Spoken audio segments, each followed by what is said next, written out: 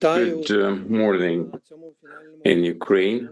This is the final pitching for the socially important contents, PTSS Plus, on the Ukrainian strength story. This final pitching will take 2 days. Part of the teams will present their projects today, and there is another day tomorrow. Well, all the people following us know that we are streaming all the developments today and tomorrow, and you can see the schedule for pitching, and you know which team at what time will present the project. Well, don't be late with your pitch, and join the waiting room in Zoom about 10 minutes prior to your slot, and then you can stay on and YouTube and follow the pitches for your colleagues. PITCHUA Plus is done by USAID and supported by the Ministry of Culture and Information Policy of Ukraine. I would like to thank all the teams who were kind enough to supply us with their applications. Today we are having your final presentations, and here's the slot: 5 minutes for your pitch, and then 10 minutes for the Q&A. We have TCA, our representatives, and the consultant who worked on your project. So we can start now, I suppose. So thank you very much. If you need interpretation, don't forget to pick the Ukrainian language when, because we have simultaneous interpretation for all the pitchings. The first is she, her. Well, now. Please. I'm Eric. Good to see you again, Dan. So I wanted to just start. So I'll do the first 5-minute recap of what has changed and what we modified in the program. So after the coaching session, we took a lot of Dan's great notes and did the best we could to advance our project to the next level. And as you can see in our application, the first major change is that we changed the format from an episodic series to a single 90-minute documentary feature. And that allowed us to also reduce the budget, reduce the production schedule, and focus a lot more on the story. And one of the major story points that we added was the component of the investigation and the building of the case for ecocide justice to hold Russia accountable for the eco-crimes against Ukraine.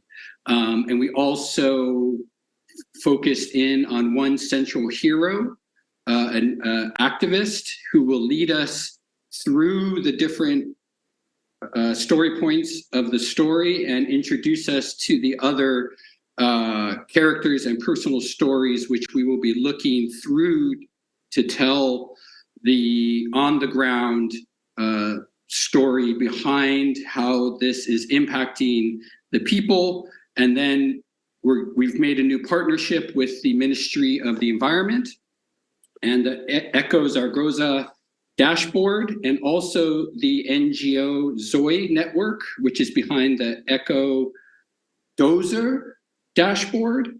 And so they're coming on as our data partners and story partners to help us navigate through this issue.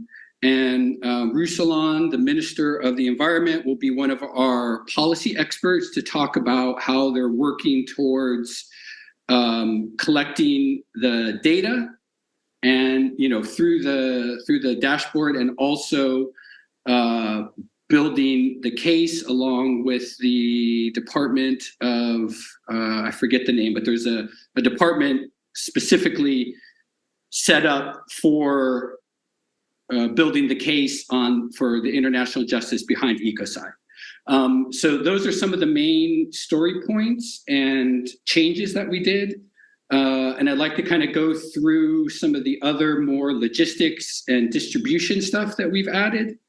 In addition to those story partners, we also added a strong German co-producer, Flair Films, which is part of the French Newen studio group, which is a studio group of 30 different production companies and distribution companies throughout Europe.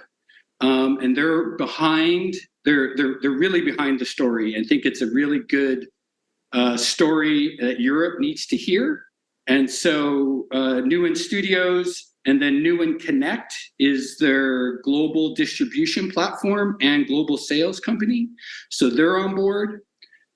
Specifically in Ukraine, we've got confirmation for an ICTV broadcast and a cinema release. And we have Starlight Media Group on board as also another global sales partner. Then moving to Germany, Flair Films will take the project to ZDF, which our director, Daria, has already worked with. In Poland, our partner will take it to TVN, which is broadcasting content in Ukrainian for the Ukrainian audience in Poland. And in the United States, we've attached a producer and sales agent who has a very good track record in the festival market in the United States. And then globally, I talked about Newen and Starlight Media. And then we've also refined... Your 5 minutes are up. Okay. Yeah, we're out of time for your presentation. Okay. I would like to ask you a question. What exactly will people see? Because you didn't go over that at all. Okay. Christina, do you want to do that? Or Daria? Maybe Daria. Or whichever.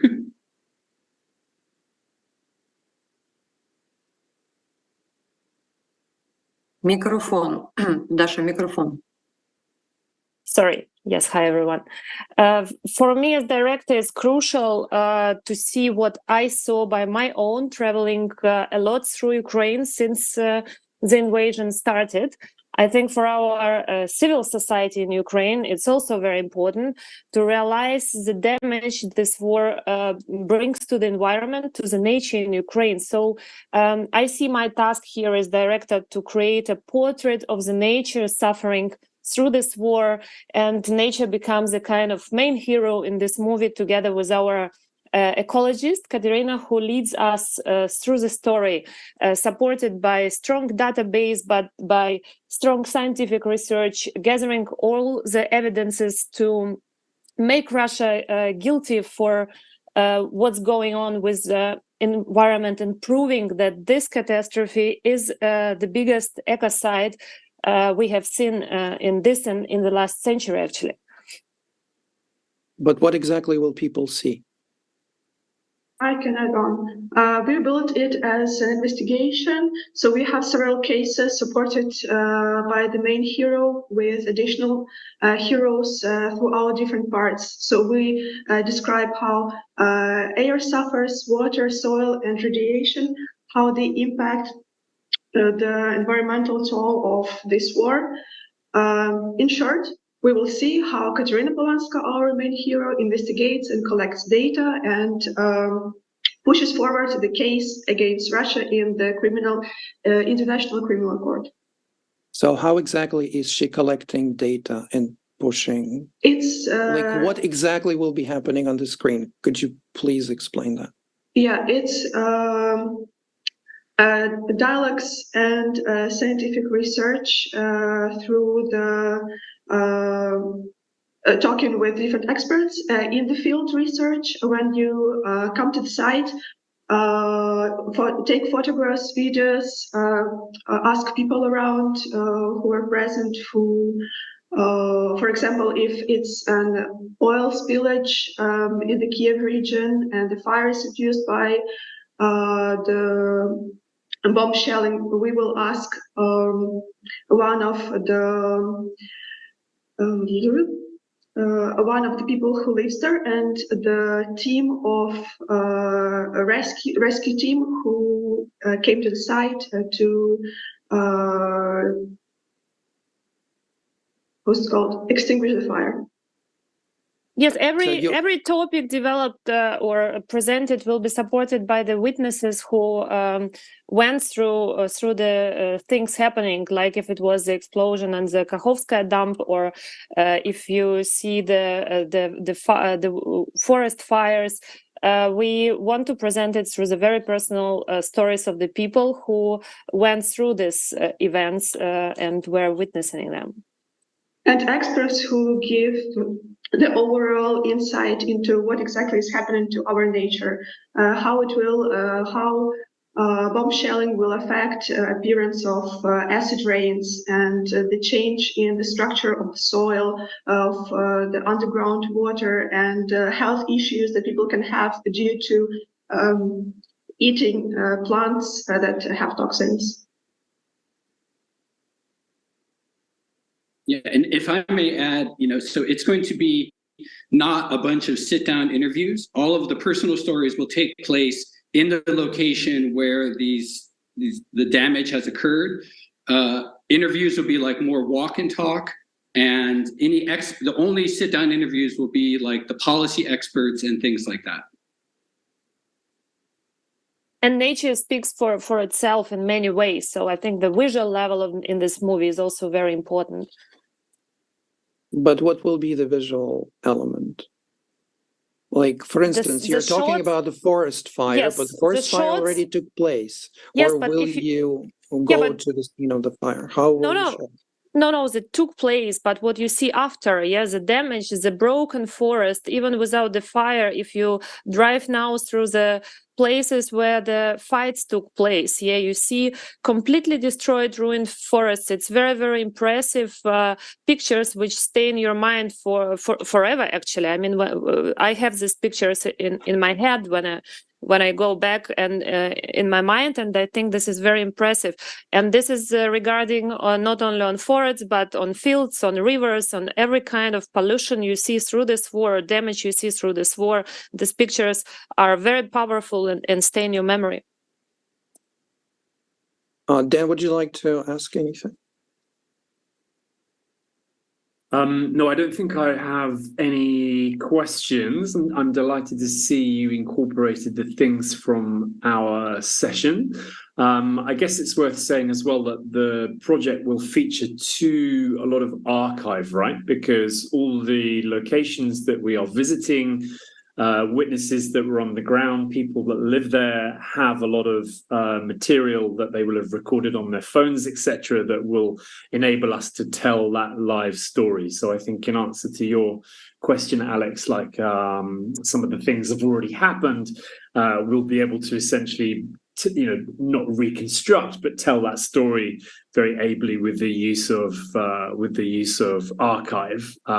Right, guys? Yes, and just a real quick note on that, we're talking with the Ukrainian War Archive, which has been scrubbing all open source data and video data through the entire length of the war and tagging it. So we have access to this massive database of video footage, both from a personal perspective and a large-scale news perspective.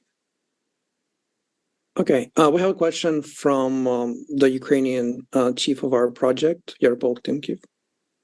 Доброго дня, Yaropolk Timkiv TCA. Yaropolk Timkiv TCA, first of all, I would like to thank you for being first. It's difficult to do that, to be the very first, and the topic that you opted for is a very difficult story to tell, emotionally and otherwise. I would like to ask you about ecocide as a notion, and you plan to use this notion in the film. This is my first question, whether you are ready to, where you use ecocide to replace it with crimes related to environment, or ecological war crimes, environmental war crimes, whatever the correct term is. because ecocide and genocide, this is the notion very much politicized, difficult to regulate by the international law, and we're working with USAID here. So this has to do with the complicated legal aspects of international law, and I caution you about the using specific terminology for the production supported by USAID. Problem for USAID if we use ecocide as a term? Did I understand you correctly? Ні, моє питання було полягало в тому, що чи готові No. чи ви в слові No. Can you replace in your production ecocide with this compound crime, environmental war crimes, or whatever the correct term to be advised? I have to think about it. We have to ask our legal people. Working because I'm living for many years between Germany and Ukraine, and I have been also activist in pushing the petitions for recognizing genocide during the starvation in 1930s. So I know this juristical point of view that it's not difficult and you have to push it on different political levels. But at the end, we know that many countries recognize and still recognizing. Now it's a process that takes long time, the genocide. So I think that ecocide, if it would be possible, it would be strong to use the word ecocide to stay to it. Я розумію, так. Це набагато підсилює меседж. Understand it, amplifies the message. I understand your position here. And the second question has to do with my colleagues informed me that one of your initiatives is to petition the International Criminal Court, the ICC, against Russia. Is that true? The character, the lead. Yeah, we want Christine. to collect all the data and work in the collaboration with the Office of General Prosecutor, because there is a rule that an eco-activist, ecological organization cannot apply it. You do it only through the main representative of the country. So we would collect all the data and try to introduce it to the heroes. Also, they are in the movie who work in the Office of General Prosecutor and who actually do. They already have 14 cases that are working on for the moment, and we want to join in the partnership with them. Тобто подача буде від імені Офісу. So it will be all pitched by the General Prosecutor's Office. Я більше не маю. Well, your time is up. Дякую вам дуже, командо, за вашу презентацію. Thank you very much, dear team, for your presentation. I'll switch to the YouTube channel and watch on the pitching. I'm inviting our new team, Strong Hearts Project.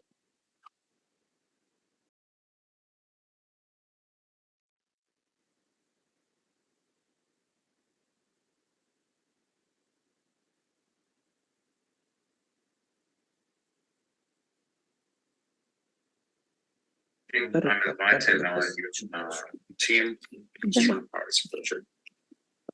Доброго дня, всі є? Good morning, good afternoon. Is everyone here? Всі є, всі чують, всі Does everyone hear and whether the microphones are on? So I would like to welcome you now and let us start. Вітаю. And hello, Alexander. We are a team with a project, as we have chosen a different name for it, the Savers. The working title was the Strong Hearts, but after the doctoring, we have changed the name and it has been approved already, and it's about the Saviors, the first-line responders. And I would like to remind you of what the project is about. We were very careful in choosing in working with the message, the history of Ukrainian Ground Force. It's a documentary about the physicians, medical workers, and they are told, they are called different names. The physicians on wheels and mobile physicians, and their stories are very serious to be presented in our project. On the occupied territories, the people who were dropped during the occupation without any medical care, about any care, well, from the point of view of the medical services, and there are awful numbers. The Russian Federation has destroyed more than 1,500 medical institutions, including the pharmacies and the medical centers. And during the occupation of the Ukrainian territories, people were suffering without any medical assistance. And when the occupation of the territories started and people came back to Ukraine, people understood, and the physicians understood, that as long as this country, the state has a lot of problems, it is necessary to go and start helping these people and providing comprehensive medical assistance. We were so thinking at first that we will be talking about the medical assistance. But when we started to work with the physicians, the members of these missions, we understood that the problem is much more serious. It is necessary to examine people, to bring the pharmaceuticals, to treat the people, because nothing has been done. But also it was necessary to give the psychological and mental health support. And it was very important to talk to people. And after doctoring, we have widened, expanded the geography, because we hoped that at first there was one team of the mobile physicians, and we are going to talk about one area, one territory, Kharkiv Oblast in the east. But after doctoring, we understood that a lot of such stories exist in Ukraine. There are more territories which have been deoccupied, and there are more human stories and more protagonists. And our protagonists are going to be the physicians who consider that this is their mission. And there, in the documentary film specialists, there is an assurance or just a saying that in the feature films, it is possible to create the protagonists and put into them whatever. But in the documentaries, these are live people.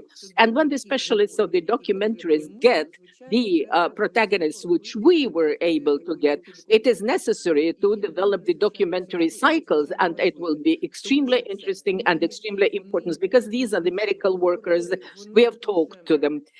They are conscious about their work, and they are risking, and that it's quite dangerous in there, but they go to save people who are waiting for them. And there are lots of stories when after the occupation and after the military men, in the small villages and towns, the emergency buses were coming well to these areas, and the physicians were coming using these buses, and these people really welcome them, and they are going to talk during the 5 series of our documentary to us. I understand that this is everything you wanted to tell us. You still have some time, and how do you visualize one of the episodes? So are you following these team of physicians in this bus, the ambulance? You are moving together with them, and what happens really? It is true that doctoring helped us to structure our, we changed the plot into reality, and everything you've mentioned is going to happen. We are going to cover 5 regions, and there will be 5 mobile teams of the physicians, and these were different missions. And we also are going to use the complementary programs, and actually the filming groups are going with them, and they're documenting everything. Definitely there is a scenario, there is a structure that we are going to include everything which we are going to see on the site. We know what the protagonists are going to do, and we are planning to document everything which happens there, because well, the material in good sense of this word is great, is because the physicians were telling us that they were sometimes seeing about 60 people a day, and it will be allowed, we've agreed, and we are not going to interfere, but nevertheless they are going to help us to document everything which is going on, to be able to edit it so that it will be understandable, and it would actually generate some pride about the work of the physicians. I would like to talk a little bit about the structure. We are planning it as a trip, and we are talking to the logistical specialists, and we actually follow the teams which are most needed, and we are actually going to demonstrate how they are crossing the checkpoints. And there are 5 different teams, and 5 programs which we are developing are going to be interwoven with each other, so that we can keep the suspense. At the end, we are going to tell what was the end of those stories which we are documenting and demonstrating in our documentary. As a rule, the medical reality shows have, when they take place during the peaceful times, they have certain elements of the adventure. And the individual who is watching these shows is actually perceiving them as a medical adventure. What do you think? Maybe the viewers will perceive such an approach, whether they are going to transfer this vision on your program, and whether the viewers will believe that this is the time of the war, and people who suffered from the war, you are trying to actually show them in the genre of this medical adventures. How are you going to work with it? It's a great question. Everything depends on the director. The war is going on for 2 years, and the content is being now screened, and which tells us about various options in the war. It showed that there is certain balance. We don't want to go directly into the reality show and to sever all those details, but this is the background. These are victims. These people suffered in the occupied territories, and these details of their very difficult life,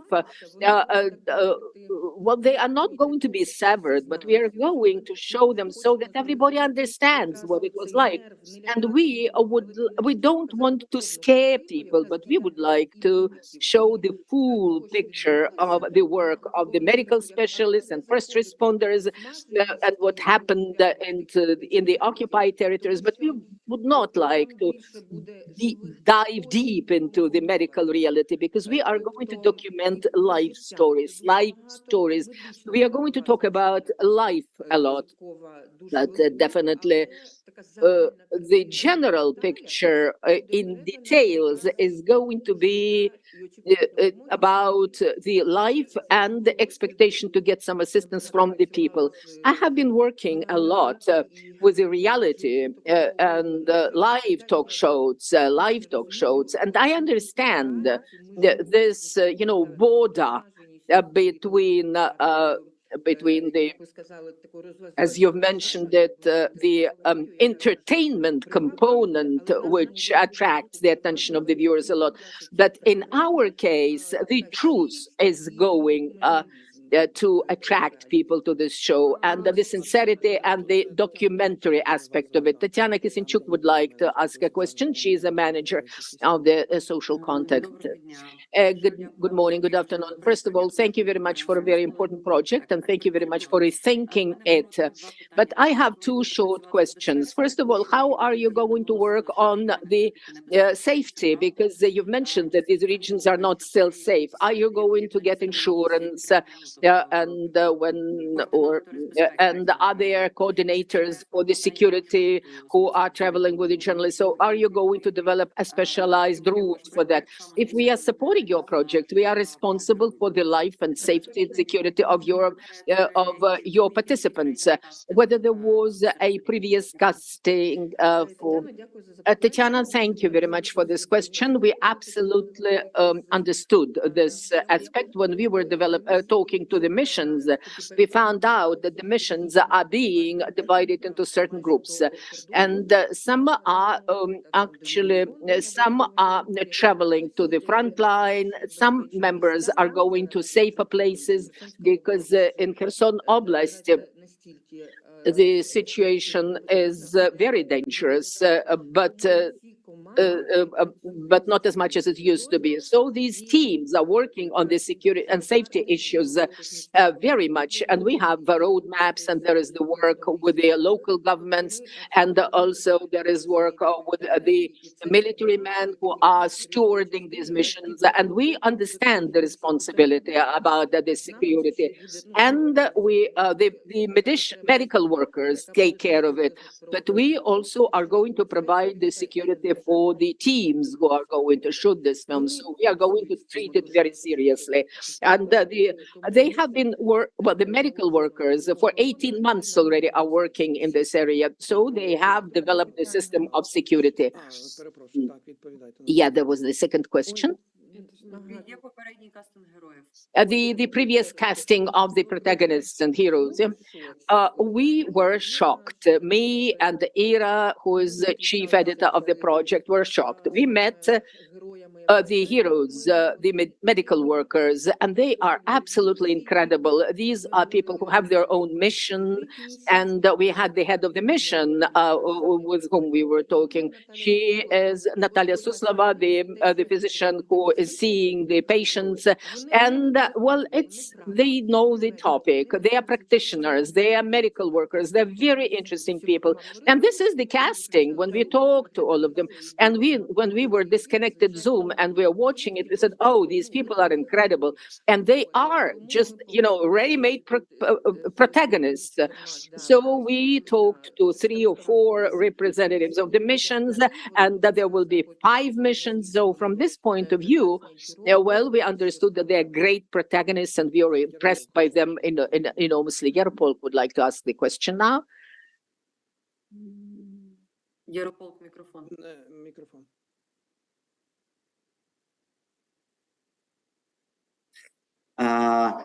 Доброго дня ще раз, Яропол. Good morning, Yaropolk Timkin, TCA. I would like to ask the following question in the following context. The people who are interested in the medical topics have an opportunity to watch documentaries and reels in Telegram, and Instagram, and Facebook, which are placed by the medical workers and paramedics and evacuation teams, which are evacuating with the citizens.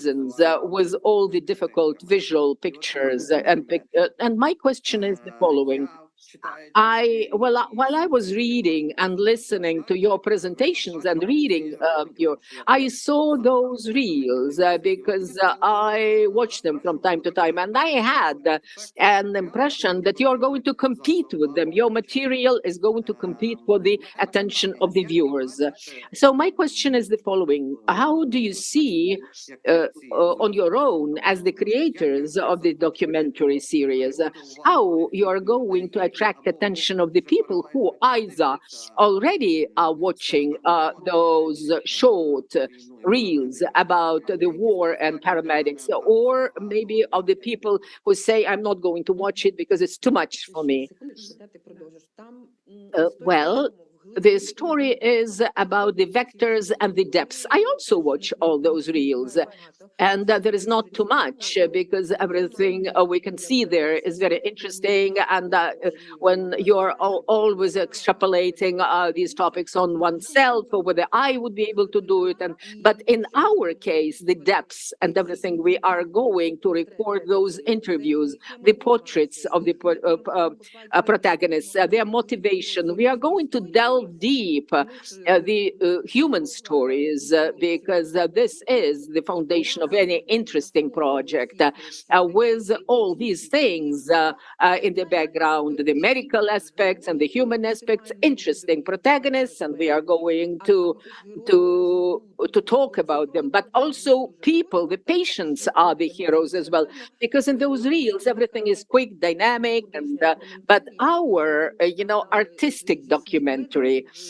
we are going to use, and I understand that, and from everything medical workers tell us that there are tragic stories and actually heroic stories, because people were able to live up to the moment when their land was liberated from the invaders. So we have this double task, the vector and the depths, and it is going to make our story different from the dynamic reels with the paramedics, which are numerous, that no matter how much you're watching them, doesn't matter.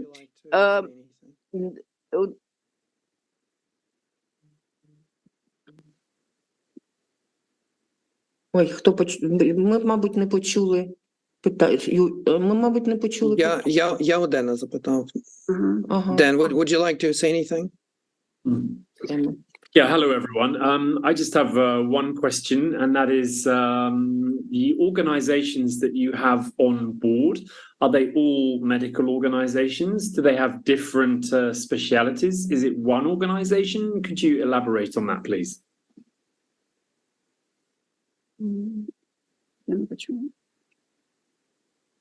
It was necessary to tell them to connect to the Ukrainian channel. They haven't heard the translation. Yeah, because медичні організації, з якими ви працюватимете, це буде одна чи декілька? Що це за організації, як ви з ними співпрацюватимете? От ми ж планували. we were planning at the beginning that we are going to work with one organization, the Strong Hearts, which specializes on identifying the cardiovascular diseases who didn't have any medical assistance in the occupied territories. And after the doctoring, after the advice we've got, we have to expand the territory and the number of teams, because we cannot limit ourselves to the work of the specialized team, because there are teams who are actually examining the patients for different diseases, and psychological assistance is being provided them. That's why we included 5 regions in the east and in the south of Ukraine, and the 5 teams are going to work on them.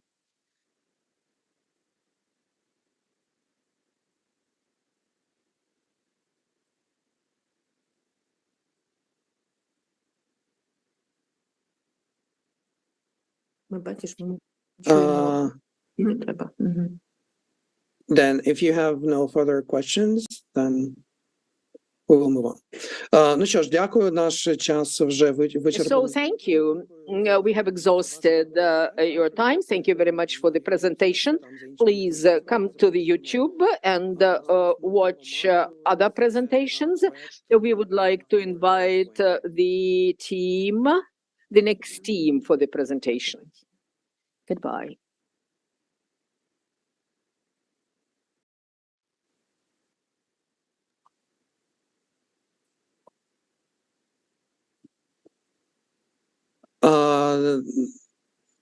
Добрий день, якщо Good morning. Kiev, if you're all here, we can start, I suppose. I guess. Hello, everyone.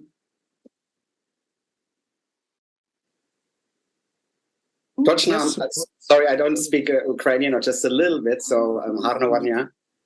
But Точно probably means go for it, right? I should start the pitch. Yeah. I will pitch in English if that's okay. Of course, okay. Yes. Everybody. So, Louder Than Bombs, a new title. We changed the title since we spoke last. Is documenting the power of music in Ukraine's fight for freedom, independence, and identity. We will tell the stories of countless musicians, from famous Ukrainian superstars to underground artists who dropped their instruments and joined the army to fight against the invaders. We will also portray musicians who organize concerts all over Ukraine to raise confidence and morale among civilians and soldiers, or tour the entire world to raise funds to donate to the armed forces. But we also want to speak about the talented artists and music producers we lost, killed by the Russians. How can it be that an artist suddenly joins the front line voluntarily? Where I grew up in Switzerland and Germany, artists are mostly pacifists, at least since Woodstock. But we also want to explore the psychological attack on Ukraine's cultural identity, which has been ongoing for 400 years. Still today, so many Ukrainians have to fight against the stigma that music and culture as a whole is just entertainment and not really bringing value to the society and the economy.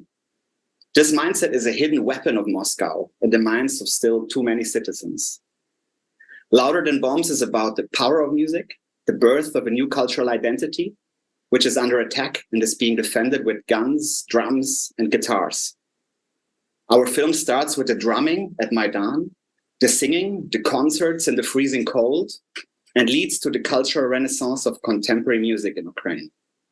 We will follow musicians who played at Maidan, such as Sviatoslav Vakarchuk, stars who became soldiers, such as Andriy Klivenyuk, and as our thread through the film, the brave and resilient new kids on the block of music, the organizers and creators and musicians of Fusion Jam, who created a remarkable musical movement in Ukraine, despite all the death and anti-support they had to endure. And I will be the narrator, a Swiss filmmaker who moved to Kiev from New York in 2016, attracted by the brave and creative cultural community. I will be the outside voice, the curious observer, the voice who asks the funny questions or the outside questions.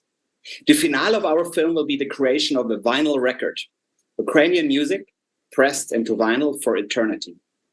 An album created by professional artists turned soldiers and volunteers during the war, like an album of music created by soldiers who were musicians before they became soldiers. And if we have a couple of minutes more time, I don't know where I stand now in my pitch, I would like to quickly show you the protagonists we have in mind at the moment. You have a minute and a half. Yeah? Yeah.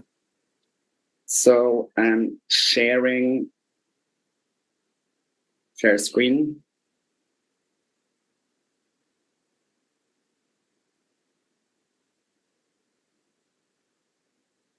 So not all of those protagonists are confirmed, but we are in touch with everybody. I also think in the end, not all of those protagonists will be our protagonists, but these are the people we want to start to work with. We want to start to observe and see who's gonna, have the most emotional and powerful story to tell.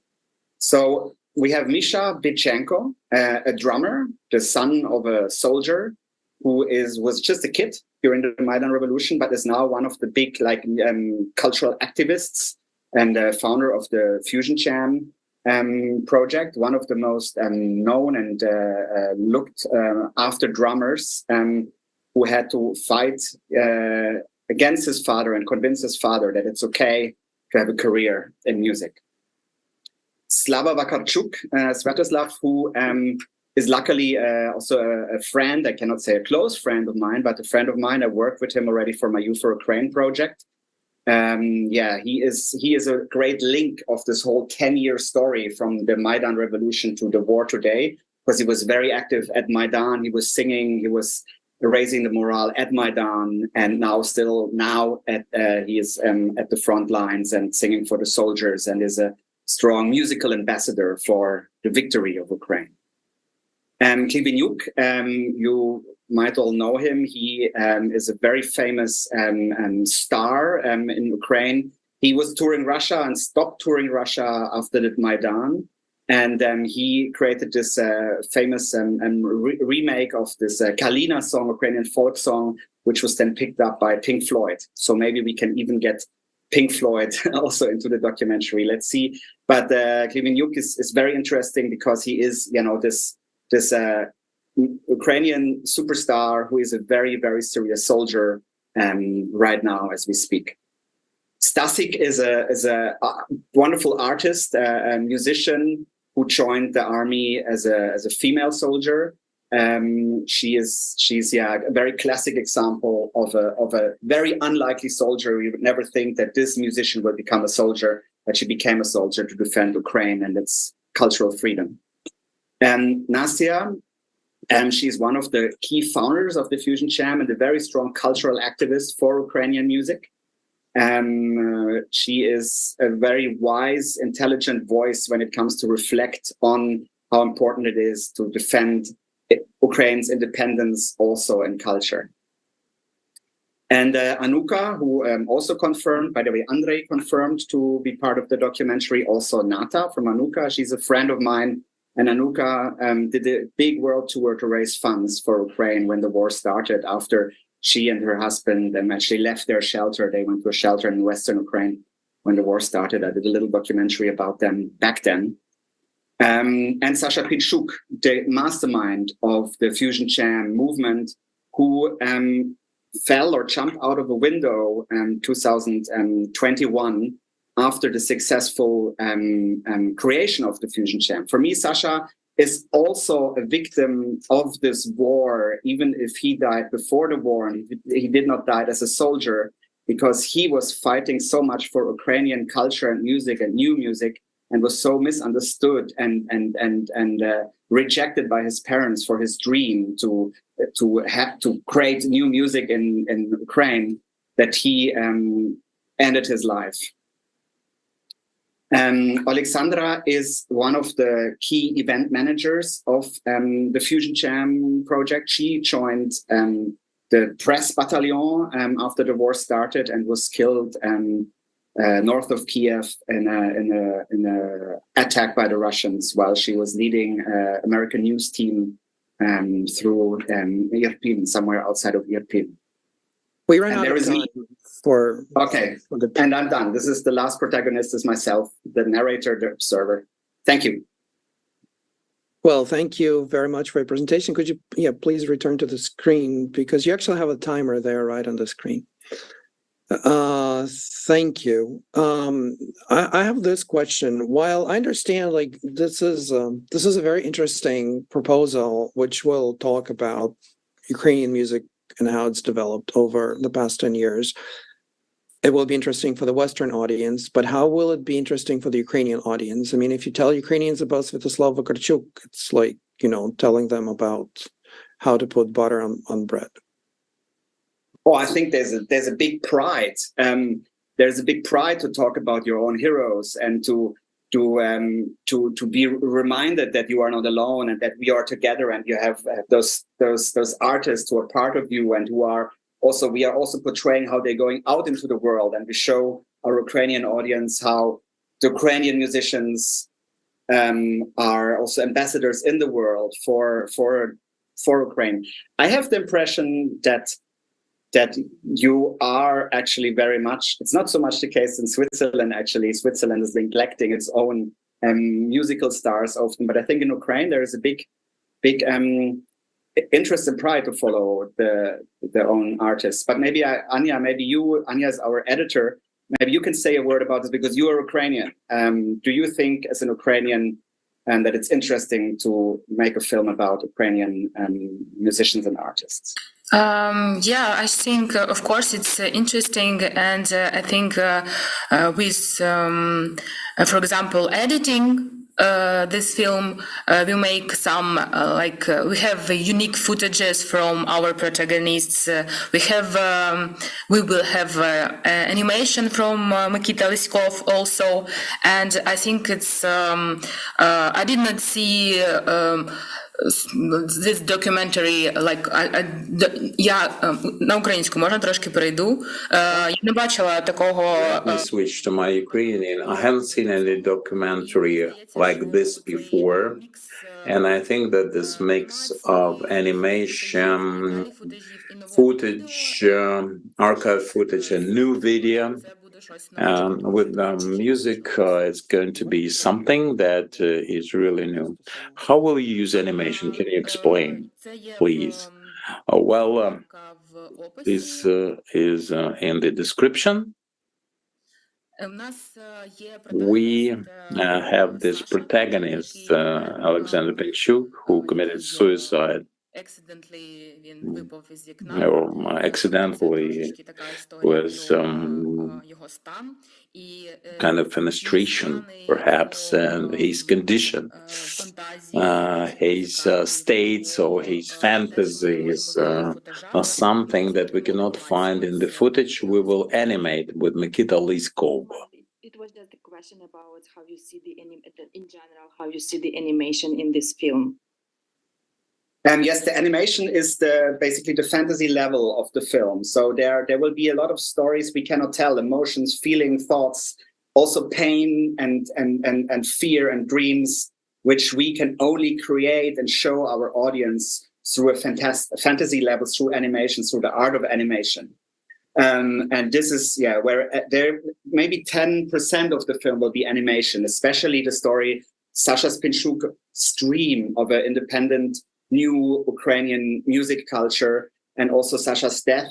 And I think also some scenes of musicians at war, at the front lines, where we cannot film. We cannot film how Andriy is fighting in the trenches, but we can show how he feels and what he's experiencing following his conversation with us, that we can visualize with the help of animation.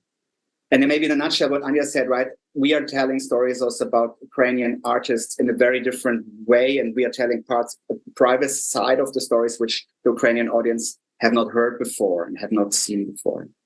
Excuse me, Mark, and can I add also one more comment? Yeah, but I will switch to Ukrainian if you don't mind. От ви питали, да, як... You were asking about Vakarchuk and what's new, and Khlivnyuk just like something very conventional, it's a vanilla thing that everyone knows them, they're a household name. But we have to dive into their personal world. I was talking to Andriy Khlivnyuk yesterday about his participation, because we've been friends for a long time.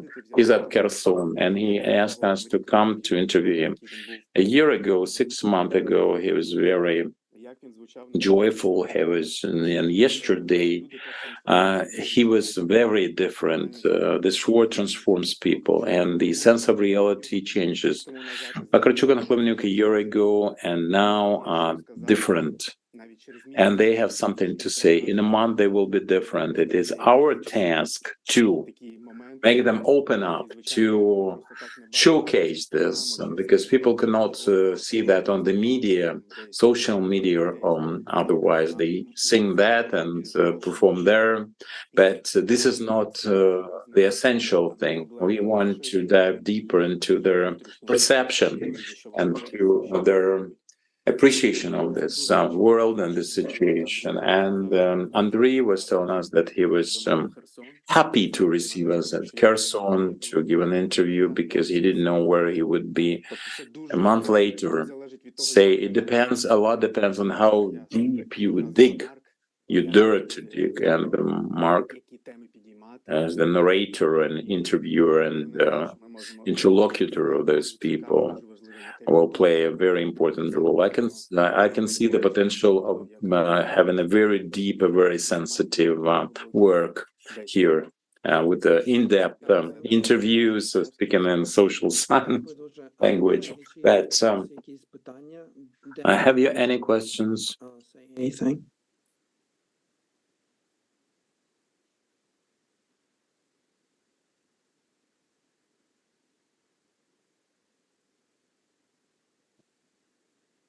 Can I go ahead with the question? Yes, sure. Mm-hmm. Could you clarify the effort to, like, Ukraine's effort to develop, or rather Ukraine's developing of its national identity through music, and Russia's effort to extinguish that? Is that still a central narrative to this film? That's my first question. My second question is, could you say a little bit about what is the glue that is holding all this together, rather than this being about disparate selection of musicians? Is that glue still the founders of Fusion Jam and the stories of the founders? Could you say a little about that? Yeah, sure. So I think about the first question, it is very much about the defense, right, of this new Ukrainian cultural identity, which is on one hand being attacked by rockets, missiles, drones, and guns. So in such an aggressive way that our musicians even have to go to the front lines and to defend their music. But then it's also being attacked still in the minds of the people who believe Ukrainian culture and Ukrainian contemporary music is not interesting and doesn't have any value. So I think with Sasha Pinchuk's death, we have the death. It's like as the dark points, it's the dark drama points of the story of the film. We have the death of the musicians at the front lines who are fighting, who are dying to defend Ukrainian identity. But we also have the suicide of Sasha Pinchuk, who died because of this negative environment which doesn't support him after Soviet education and so on, doesn't support him to bring forward Ukrainian contemporary music, which of course has a lot of positive sides around it. We will obviously establish a lot of very successful, wonderful Ukrainian musical projects, which are growing, like Anuka, against this old Soviet demon who is making Ukrainians think that culture doesn't really mean so much. And about the thin red line, yes, I think that of course, the music is holding everything together, from the drumming to the rapping to the singing. But I think as you know, the story started for me with the fusion chant. The kids, they're friends of mine. They played at our wedding. They are very close to me. And they were kids during Maidan. Their parents took them to Maidan. They hear the drums. They hear the music. They were inspired by this energy and this birth. For me, it's a bit of the second birth of the independent Ukraine, the Maidan moment. And then they created their own music, fighting for Ukrainian music, developing Ukrainian music. And now they are not giving up, but pushing through by making music for the army. So I think those Nastya and Misha most likely will be the protagonists from Fusion and the story of Fusion, who are pulling us through the story, the thin red line through the story, the thin red line, the red line. And the idea to make a vinyl record with Ukrainian music being created during the war is coming from Fusion. And so this grand finale of creating a vinyl, which, the vinyl has such a renaissance at the moment. It's people are so fascinated that you can have music you can touch and which stays scratched into vinyl and is not just a file, but this is also coming from Fusion. So Fusion, the Fusion community, those young musicians, this new generation of Ukrainian music makers are going to be the glue holding the story together. Okay, thank you very much. Thank you. Thank you very much. We're out of time. Thanks a lot for pitching our please move on to the YouTube channel to follow the following pitches. And our next team is Fake Under the Nose. Наступна команда Fake Under the Nose. Будь ласка. Fake Under the Nose, please. Thank you.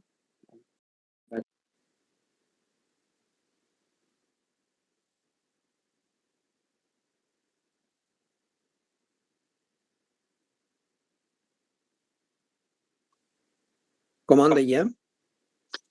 Так, є. Добрий день. Добрий день. Тоді ми Is the team here? Yes, we are here, so we will start, please. Okay. Just a moment, we would like to share the presentation. Greetings to everyone. Well, I'm Sergei Kolesnikov. I represent the NGO Kriholam with all the massive, good afternoon. Disconnect your video in YouTube. And here we present the project Fake Under the Nose. And this is an educational quiz show for the audience 60 plus. where we are going to tell the truth about the fakes, and it is going to be done through the questions which we put to the participants of this show. All the participants are the anchor men and women, and also the viewers who are sitting in the and guests who are sitting in the audience are 60 plus, the representatives of the target audience, apart from the experts. But I will tell about it a little bit later. This project is a parent project. This is the second slide, and this is the project of our NGO, which we call the Fake Under the Nose, and we were publishing the crosswords in the printed media, each question of which was about the fakes. And the project was very successful. We are printing 250,000 copies of these crosswords monthly, and this project has been extended for 2 more years. The idea of the quiz show, which we are presenting here, was given to us by one of the persons who is using these crosswords. She is a retired woman, a pensioner from Odessa, and she said that maybe it would be interesting to create a television project to talk about the fakes. And actually, we decided to answer her request, and that's why you can see this presentation in front of you. Actually, the facts about the show of the fakes under your nose. It is going to be approximately 40 minutes for one show, and the number of episodes is 23 participants in each show. And in general, the general reference is something between the Jaffardi American format, which is well known to everyone, and sorry for mentioning this project here loud out, and the field of wonders, PTSS, which was popular. It's a Russian project, Soviet project, which was popular, including in the Ukraine. And why it is so? Why we are going to do it this way? Because we believe that the actual mood of this show is going to be festive, sort of, and it was like burlesque with a lot of jokes, and maybe some songs are going to be sung, because the anchorman of our show is going to be Pavlo Zibrov, and he is a Ukrainian famous singer of the 19th, something like Tom Jones. And we believe that in this show, we have to not only tell the truth about the fake and disinformation and Russian propaganda, but we have to create the atmosphere in which the participants and the viewers will feel comfortable. And it will be, pleasant for them to participate, because the majority of anti-fake projects which exist in this country are quite complex to be perceived by the target audience of our project. That's why we envisage such a educational and entertaining format. We are going to position the participants as people who cannot be cheated. Neither a fortune teller nor Russian propaganda can cheat them. And they feel the lies and can respond to it. And this will be the competition. About this, there will be the competition in the studio, who is responding to the fakes in the best way. So let's move forward. And by the way, about this competition of the people who position themselves as simply the experts to actually reveal the fakes was added by us after the doctoring. The structure of the show, the first round, the participants answer the questions from the category where they choose themselves. The fakes about the Zaluzhny, the Soviet fakes, the fakes about the reforms, and so on and so forth. And in the second round, the participants are going to compete in the following format. they will be asked a question, one each, and they will have to tell whether it's true or false. It's going to be just like a statement, and they will have to tell whether it's true or false.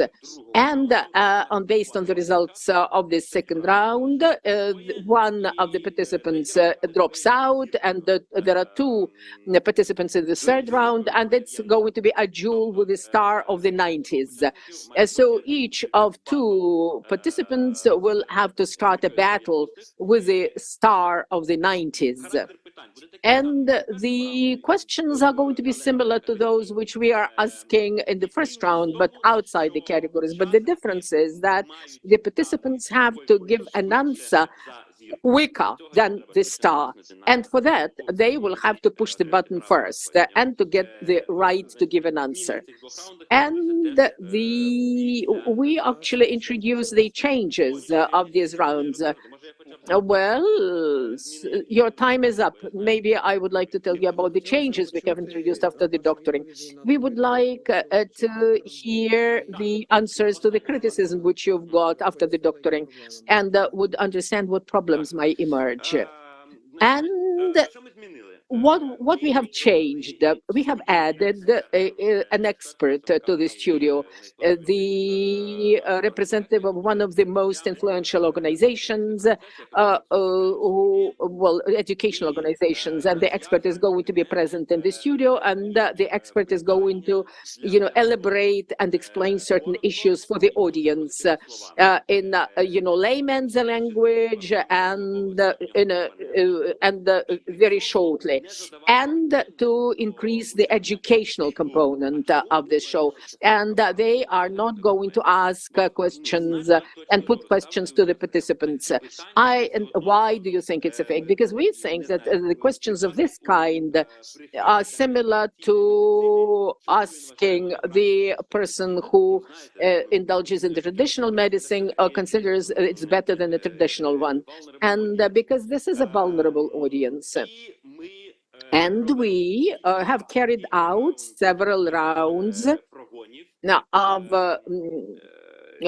such shows with a focus group. We just tested it, and we understood that we can actually, out of the number of the questions which are going to be asked in each episode, and that's about 30-40 questions which are to be given a quick answer.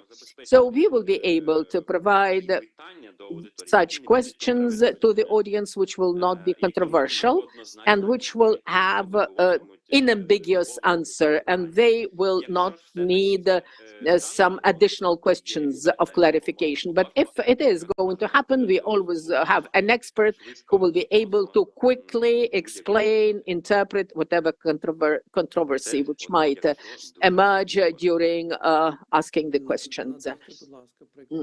Could you give the examples of the questions which you were asking at the focus groups? Should I have known that I would have asking the questions, I could have opened this file. But this is a key issue for any quiz show. What questions are you going to put to the competitors? Dear colleagues, do you have this document at hand? Because I might not be able to find it now. Okay, while you're looking for the answer, I would like to ask another question. A lot of fakes which are being created by the Russian propaganda are related to very tragic events. But the format of your show is sort of festive. And how are you going to consolidate the tragic reality with, very high mood? It's a great question. Thank you. And this is also what we faced during our tests. And we decided that we are going to avoid the questions which are related to the tragic content. Well, there will be enough topics to be able to create the content without tragic events. And now we have too many tragic tragic stories in the media at present in Ukraine. And we decided that we are going to make this show some more burlesque than a formalistic, where we have to actually disclose every fake. And if you're not using the presentation, so maybe you could stop sharing if you don't need the screen. Have you found the questions which you were asking during the focus groups? Alexander, please read a couple of questions. Just a second, I'm going to share them. Yaropol Timkin would like to ask the question. Good afternoon, Yaropol Timkin, TCA. I have the following question. Where are you planning to screen this show? At the television? Do you have any agreements with the channels? And then I will ask you the second question. Yeah. I was not able to tell it about it in my presentation. We have two vectors of distribution of this content. First of all, we are going to distribute it at the platforms at the Media Shatam, and this is one of the projects of our NGO, and this is more than 900,000 subscribers in various social media, and also 25 regional television channels. With 22 of them, we have already got relevant agreements, and we are still continuing discussions with the 3 more channels. Okay, my second question. You had a very interesting serial, I Know Everything Better, and knowing that your channel distribution, Shatam, quite often are quite popular, and the products which you are placing there. And I Know Everything Better in YouTube. There were no too many viewers, and actually it was a failure to my mind. So what do you think? How you are going to achieve success this time with the distribution in your channels? Thank you for the question. I would like to explain with the Yahtzee case.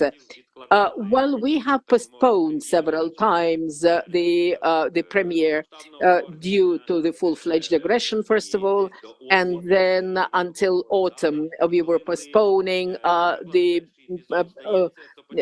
premiere. But when we have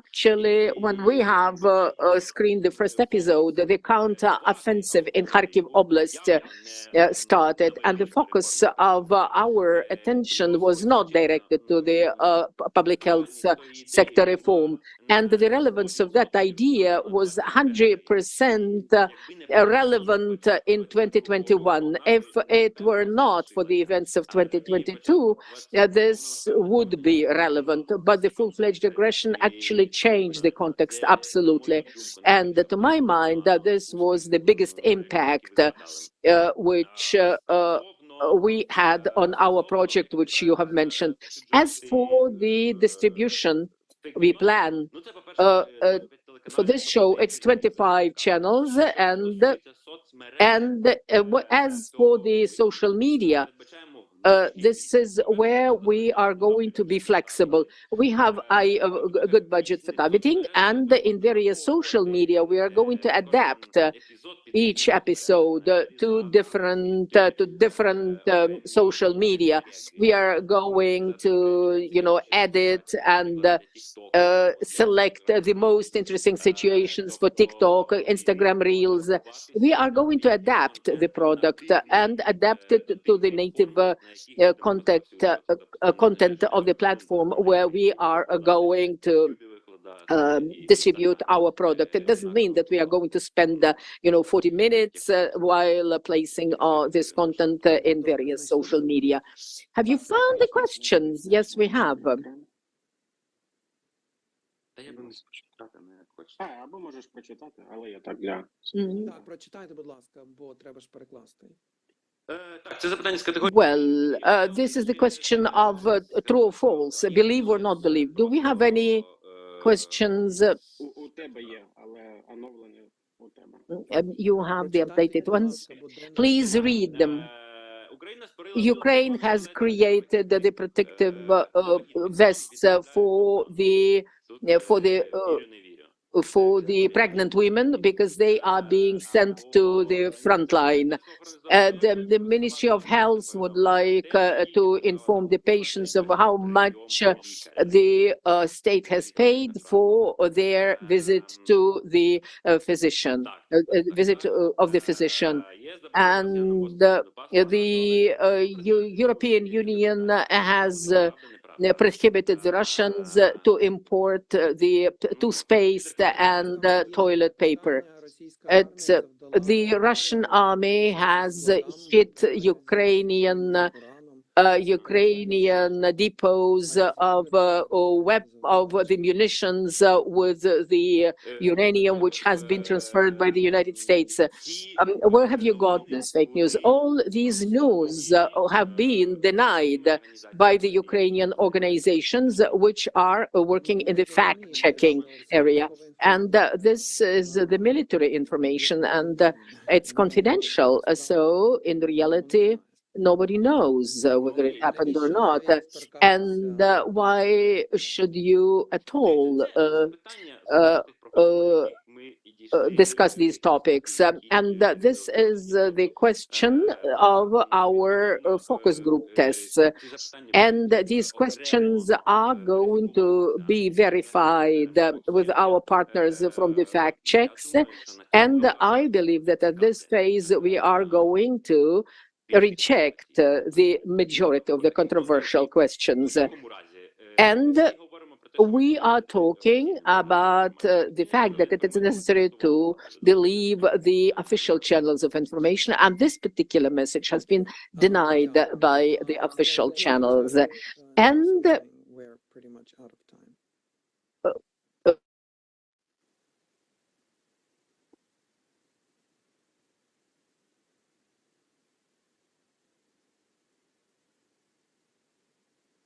Dan, can you hear me? Yes. I can hear you. Okay. Would you like to say anything? Yeah, hello guys. I have one question. When we had the doctoring session, we had some conversations about the gameplay and the rounds, and that wasn't, we didn't exactly know, they still needed some development. My question to you is, with your new rounds, have you played this through in full, including using your scoring mechanism, and what were the key learnings from that? Так, ми програвали вже зі зміненими Yes, so we have already played it with the change rounds. And part of the conclusions about the controversial questions, I have talked about them, and whether it is worthwhile to ask the questions, why do you think so? And also the expert, which is added. And as for the timing, we also came to the conclusion that the general number of questions in the first round is not going to be more than 10, and it will be 30-40 questions all in all, taking into account that in 2 rounds, they will have to give the answer as quick as possible. So this number of questions will be sufficient to fit into the timing, which we have planned, taking into account the fact that the target audience and the participants are going to be representatives of the age group of 60+, and they might give long answers to our questions. So these are the lessons we've learned, and these are the conclusions we've made. Okay, thank you. У нас вийшов час. Дуже дякую команді. So our time is up. Thank you very much for the presentation. We would like to thank the team for the presentation. So please, you can join us in the YouTube channel so that you will be able to watch the presentations of your colleagues. Now we are going to take a break till 11:30, and at 11:30 we start the presentation of the project Born Not for War, and then we are going to meet Paul Complant, the consultant who is working with these projects. Joining us. You can stay on, of course, and listen to other presentations. And we're having a break now until 11:30. Зараз перерва до 11:30. Okay.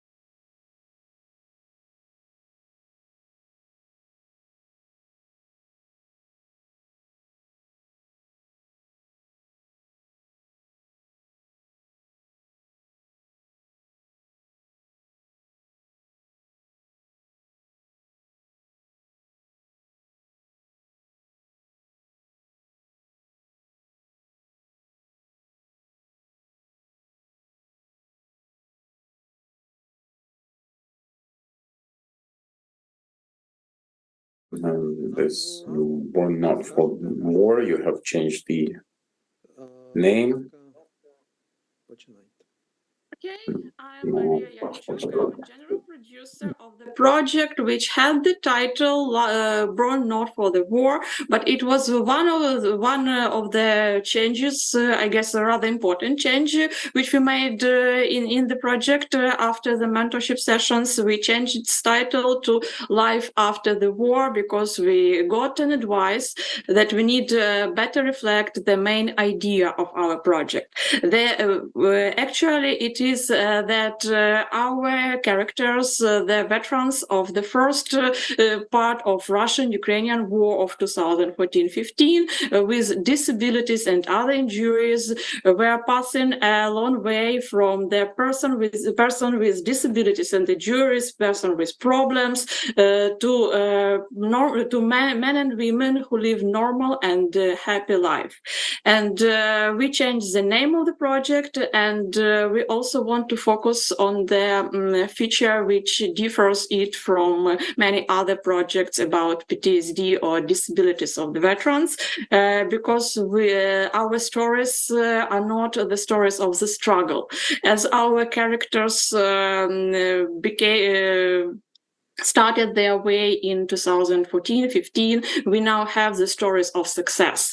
They are not the stories of people overcoming problems with open final, but we know that they coped with the situation. They solved their problems, they asked for help, and they have to some extent a happy end, and they can live a happy life. And we think that these stories will be a good example for those veterans, and mostly for their family members, for their friends, for people who are contacting veterans, how to talk to them, how to help them, and how to support them. We are very thankful for the comments of our mentor, and we try to include all of them into our new project. We gave it a very clear structure to unite all different 4 series into one overall project. Each series have some common elements which describe the path of our character from injuries and the steps of him or her solving his problem, and the final end, how he is now trying to transform his experience to other people. We also added blocks of expert comments to each of the series. The experts will be commenting all the problems of our heroes and give some information, and this will be some informational blogs for the wide audience, which will make our project not only the emotional piece, but also a piece of informational piece for all people who are who are now facing the same problems and need some ways, some advice how to work with them. We also try to give these people hope that even if now you feel that you are in great despair, you are in struggle, but finally you have the chance to build the new life, and you have life under the war. And also we focused on some differences of our stories, of our heroes, to make our TV series not only one unite project, but to make each piece unique. We focused on the difference in our heroes, in their injuries, in their geographical locations, in their problems, and on the ways of how they were solving their problems. And I guess this is the main part of information which I wanted to tell you. I'm very thankful for this opportunity, for the comments, and we are open to your questions.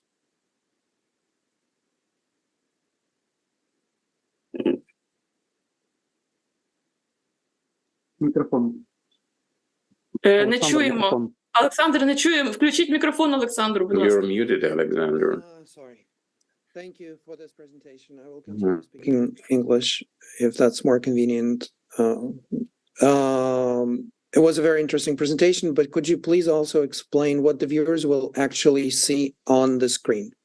What will be the visual solution of your project?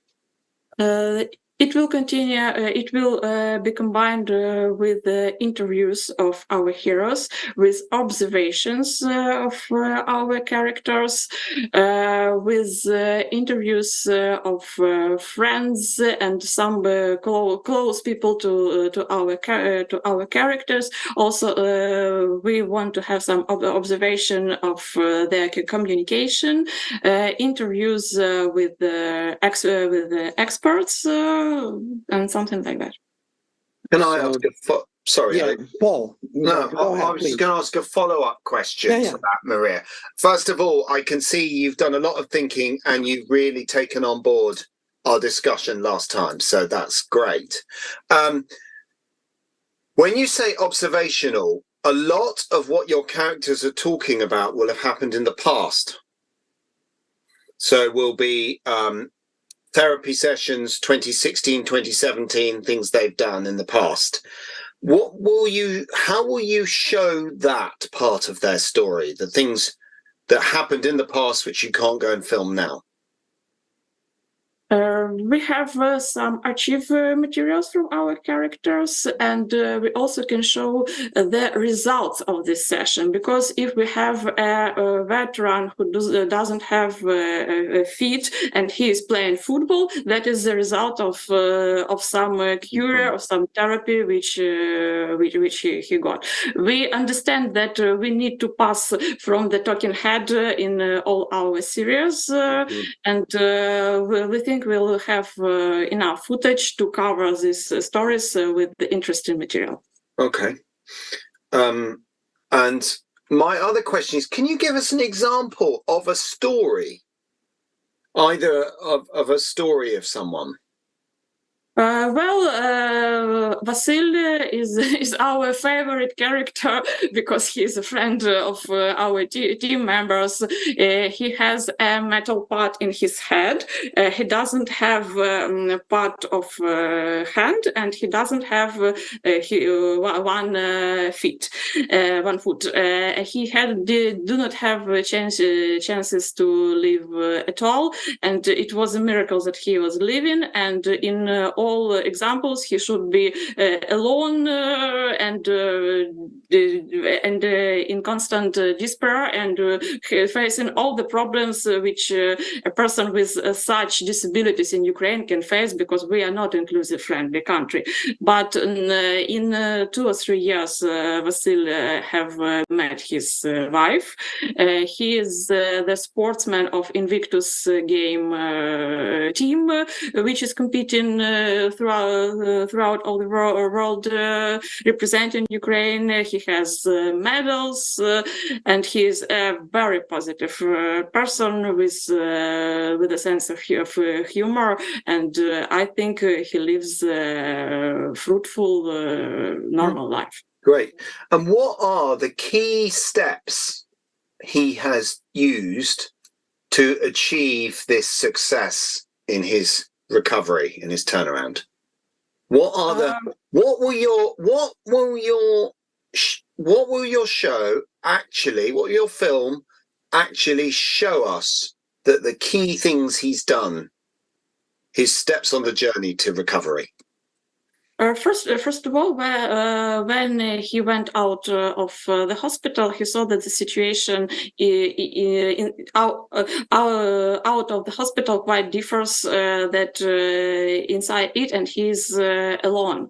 And first of all, he need to make a step in his head and to understand that he is in problem, and then he needs some help. The second his step was he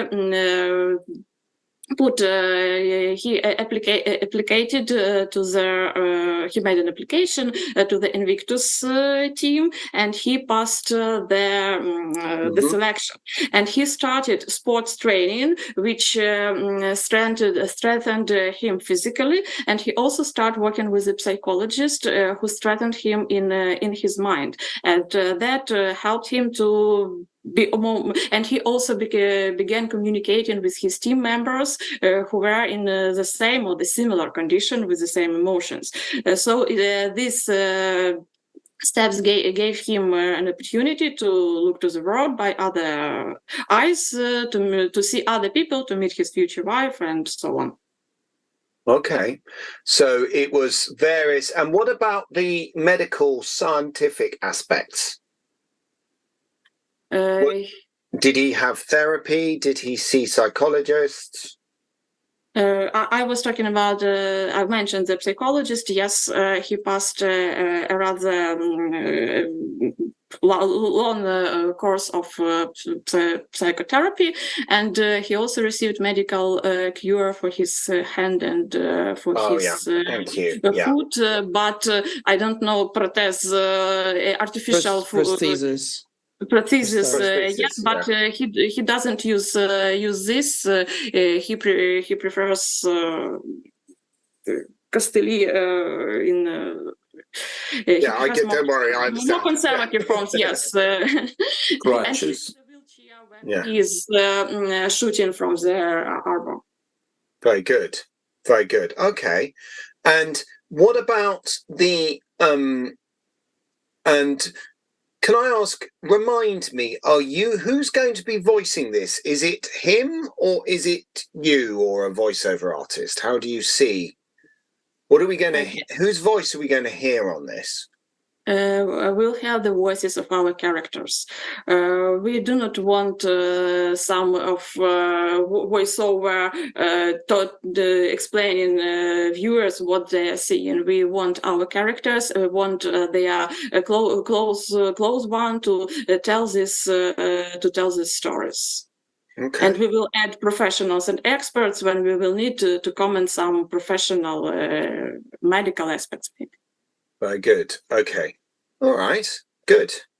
Well, Alex, do you have any questions? I have a question. Will you be shooting anything with your heroes apart from interviews with them? Will you be following them doing things in their lives? Will there be any action that you will shoot on film?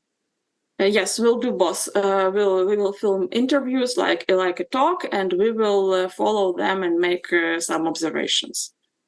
We want to find some interesting moments in their lives to show them to the viewers as persons.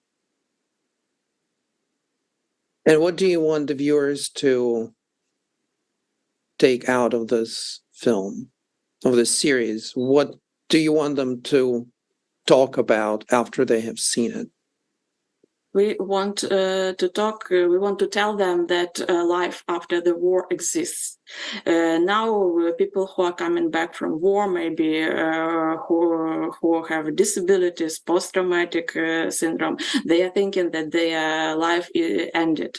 And we have a large amount of veterans in despair, and we have much more of their family members who do not know how to communicate, how to help, which professionals they should ask, which help do they need, and what to advise to their close ones, how they can develop themselves, how they can live further. And we want to tell them that the situation, which now seems very hard, can change, and they can be happy, they can have families, they can have children, they can win sport victories, they can travel, and so on. So life doesn't end from the war, it just it changes. Why do you think, Maria, do you think going to make people want to watch this? Why will people watch this content? Yesterday I had shooting, I have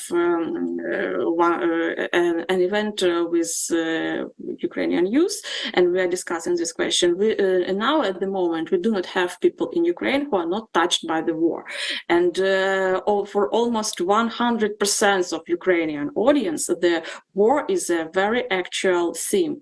And the viewers are interested in personal stories. Now, for example, example, we have a war in Israel, and we have a lot of personal stories which are coming, which are broadcasting, which are coming to media, and they are very interesting to all people, including even Ukraine. And the same situation is with our heroes, is with our warriors, and with our personal stories of our heroes.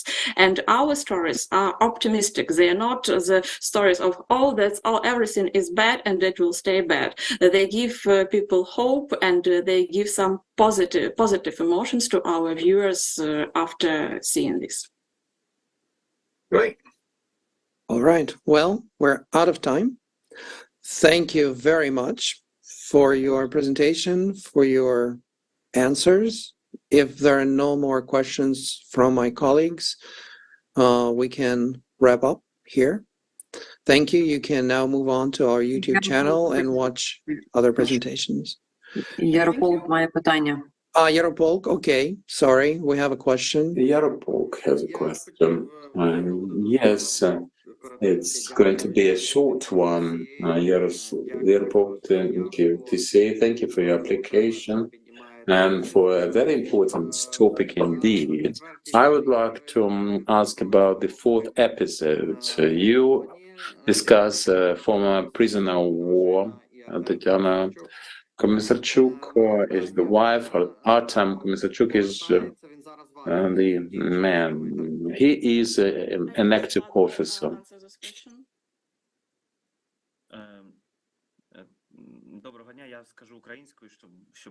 Let me answer in Ukrainian.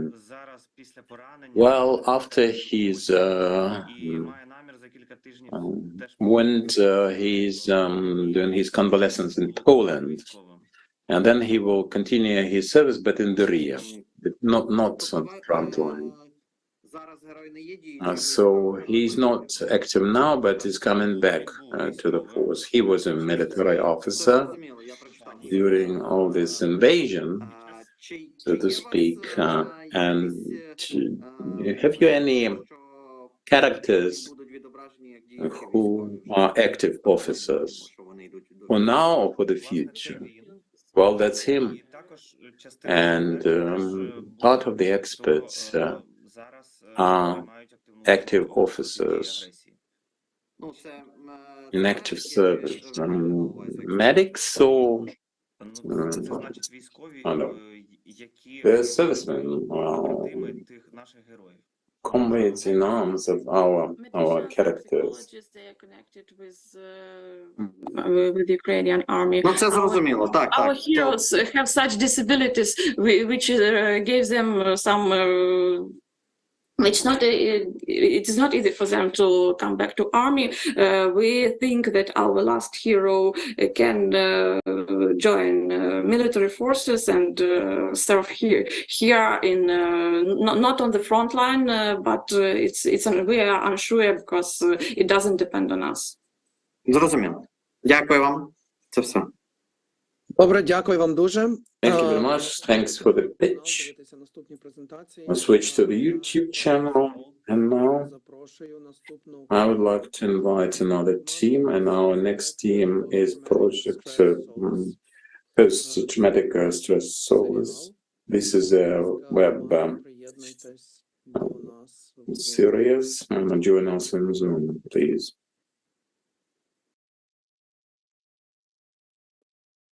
Добрий день. Good morning, good afternoon. Тут є вже. Are you all here? Are you all here? Ready? We can Yes. start, right? Так, будь ласка, починайте. Beautiful. Hello, everyone. Happy to be here in Seoul and present our project with Slava.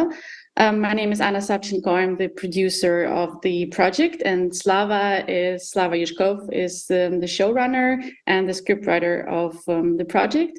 And we decided that the best way to present it is just to show a video of it. So let me please share my screen.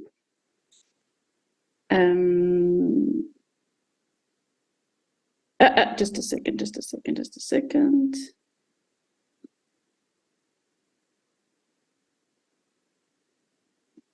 Now. Hello, Diana. I didn't expect to see you again. I thought our therapy was over. So did I, but I guess I have a new problem. What kind of? I mean, maybe it's not even a problem, but perhaps it's about obsessive thoughts. And I think, like, it seems like something. Okay. Don't be afraid. Just say it. I guess I have Slava Yushkov syndrome. Yeah. Okay. Why do you think so? For some time, I'm pretty sure that I have a great idea of one social relevant project for a contest. And it's a screen live dramedy web series. And there are 10 episodes of 30 minutes each. And I Google it. And they say there's a science of Slava Yushkov syndrome. Well, we are in Ukraine, and it's a regular thing for everyone to have a great idea for social relevant projects for contests. But it's not enough to say that it's a Slava Yushkov syndrome. It should be an elaborate idea. Yes, sure. Like this web serial. The series name is Post-Traumatic Stress Solace, and the story centers on a Ukrainian psychologist named Solomia. Okay. When the war started, she went to Europe, and on a voluntary basis, she provides online therapy for Ukrainians who had traumatic experience. But as well, Solomia has refugee syndrome. And her condition is getting worse because of the details of the people's tragedies she has to face every day. And each episode is devoted to one client, which allows us to understand their personal drama and hear practical advices from the psychologists. It's a tragicomic project. Its goal, it's not just rethink drama, but to give hope for brighter future and to show that life should go on. And I've got already pilot episode draft and the story arc of the season and all sorts of marketing stuff and other ideas too, like a lot of things. The idea sounds really interesting and socially important. As a viewer, I would definitely watch and recommend it to my friends. I'm very pleased to hear that. Especially since you can hardly be a person interested in the realization of the project. And it would be more suspicious if you're an actress playing a psychologist to present an idea. Yes. Yeah. But it's clearly not the case we've got. Okay, so tell me more about Solomia, main character. After script doctoring, I had a lot of thoughts about Solomia's character. Like, I tried to understand what is this character about? What's her past? And then I realized that Solomia is a person who is trying to find her true identity. That's it. Her client stories help to analyze her own story, and this path will resonate with Ukrainian thoughts, as now many are trying to find their true identity. Okay, at the very beginning, you said after script doctoring. Yeah. What does it mean? Oh, in my obsessive thoughts, I had a script doctoring with an expert. By the way, it was very useful. And in addition to understanding the main character, I was able to look wider at the project. It helped me think out of the story arc of the season.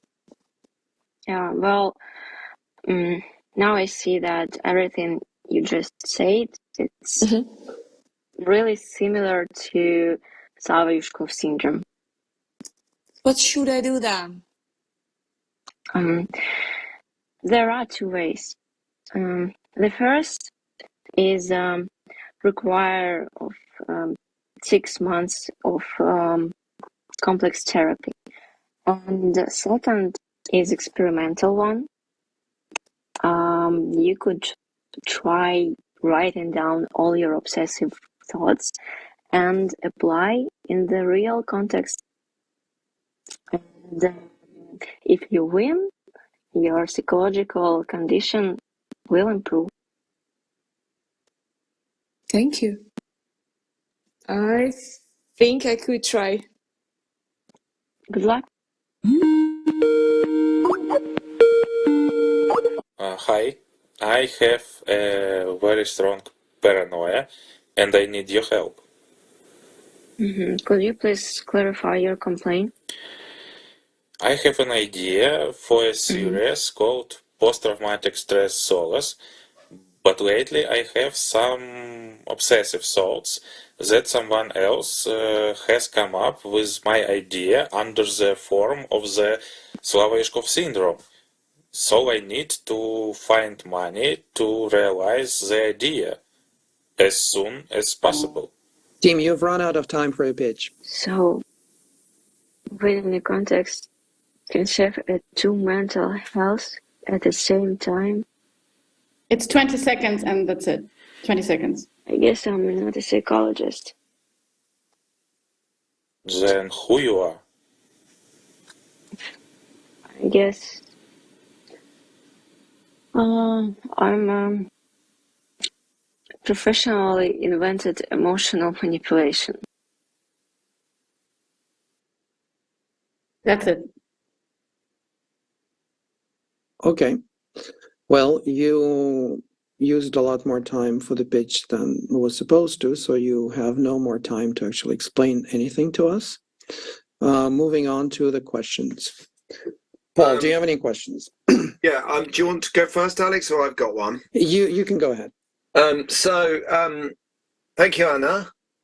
Nice to see. So presumably that was just a Zoom call you did, whereas you will use Screen Life, which has more windows, correct? Yeah. And you will use chat messages, WhatsApp, Telegram, Windows, all on the screen together. I was encouraged to hear that there was you've done a full arc for the series and for the and for each episode. Very briefly, what is the log line? How would you describe that arc for the whole series in 1-2 sentences? What's going to happen to your main character? Okay, it's definitely, I pass the word to Slava. Там нагадай мені головного персонажа шляху писати. Розповісти логлайн, да, коротко. Так. Please tell about the logline in brief. Our story starts from the following. We can see the first meeting with the first client, but in parallel there is another story. It's that the main character has the relations with a guy, which is a distance, distance communication. And in the first series, there is a new client, a veteran of the war, who also in the first series demonstrates a certain challenge. He is not ready to open up during the therapy, and he doubts it will be beneficial, but he is made to work with the specialist, and he manifests some, emotions, and he likes the heroine. And while Solomia is carrying the meetings with various participants, we can see how she is communicating with her boyfriend. And in the process, in the second series, Solomia starts to communicate with her own psychologist, because her own mental status is deteriorating, because she has a regression of her own problems. She has obsessions in the past, and they come back with all these events in the background. And this triangle is holding up the attention during the whole season, because we can see how her relations with her boyfriend are deteriorating, but she's trying to stick to it. And she starts to demonstrate some liking of the veteran, who also demonstrates the signs of liking her. But finally, Solomia starts to understand herself herself during this therapy, and she is, carrying out a journal during the therapy, and she understands her own status. And finally, she wants to break up the relations with her boyfriend, but nevertheless, there is nothing in common with the veteran of the war who demonstrates some liking for her. And at the end of the season, Salomia understands what really she wants to achieve in life, and she is going to continue living. Oh, so just define that for me a little bit more. What is she going to decide at the end? She decides to split up with her boyfriend, who is presumably back in Ukraine. And what else happened, does she decide? What's her crisis at the end? What does she's going to decide to continue living actually mean? What does she do? Тобто, ще раз, з яким рішенням вона закінчує сезон? Тобто, да, вона розстається з хлопцем і не є з ветераном, So але... she breaks up with her boyfriend, but she does not start relations with the veterans. So what's her decision at the end of the season? Шукати нові стосунки. Ну, тобто, She is ready to look for the new relations. She doesn't know with whom, but she is not coming back to Ukraine, and she is at the crossroads, and she wonders whether she should continue the work she was doing before.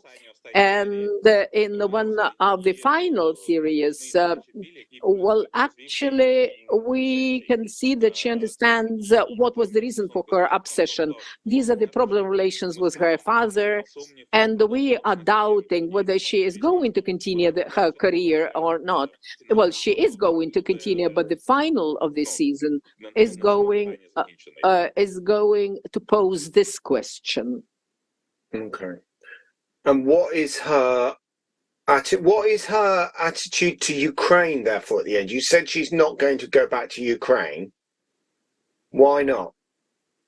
Чому вона не повертається до України? Які є відношення? Увімкніть український переклад. Чому ви перекладаєте один одному? Там є переклад, треба натиснути на кнопку в Zoom. А я не бачу. This was well, they have to choose the Ukrainian channel and not translate to each other. Ну, насправді, я можу сказати, що... In reality, I can say that I do not have a definite answer as of now. Maybe we have to spend more time with the scenario. Maybe she would like to go back to Ukraine. Well, I think this is the question about her coming back to Ukraine is not a key question within the framework of this story. Maybe she will come to a decision that it's necessary to come back to Ukraine. Okay.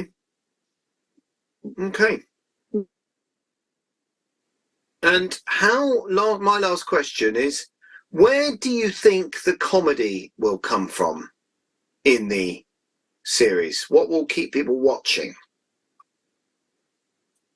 There's two questions really. Where will the comedy come from? What's going to be the source of the comedy? And then why are people going to watch this?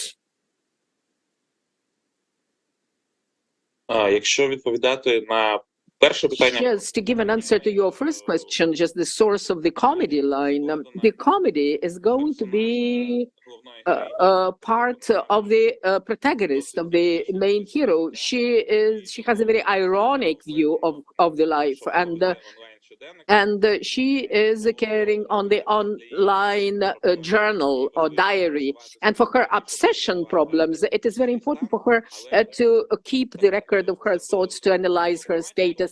But because this is in video format, the viewer will see in each series her own, thinking, and it's going to be ironic, and it might even resemble some sort of the stand-up reflection on her own life and her problems. And in this diary, in this journal, she's going to rethink certain events and her reflections. And where it is possible, she might also make the client smile, because we can see various phases of the therapy.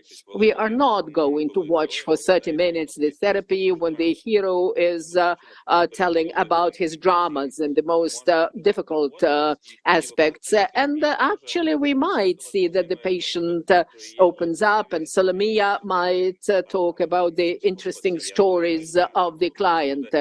And this might be the source of comedy. Also, we can see her communication with her boyfriend, which does not envisage the stories of the war.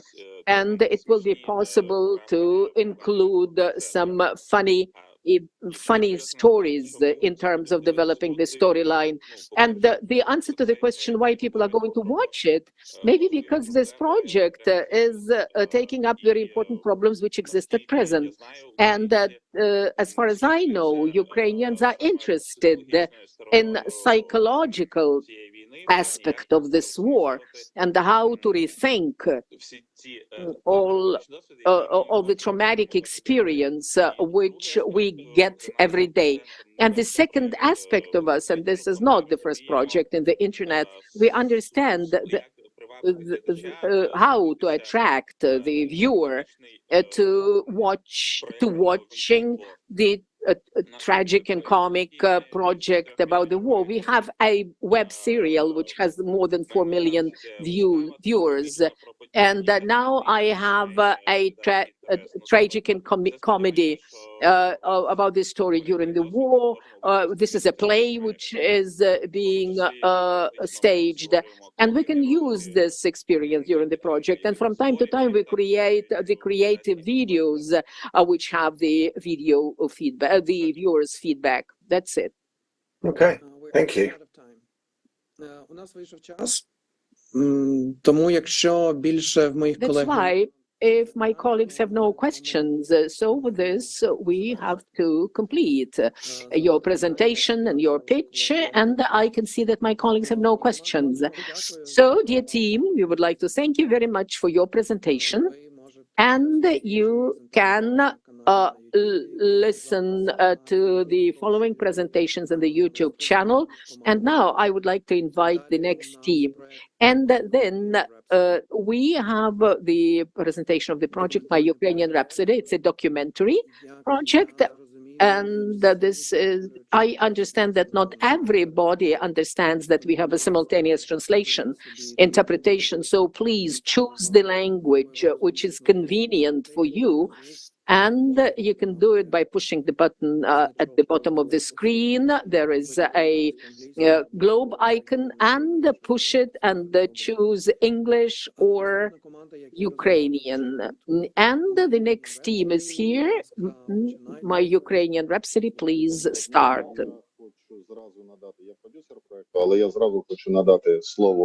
I'm the producer, but I would like to turn it over to Lucas for him to discuss it as in his capacity of director of this film.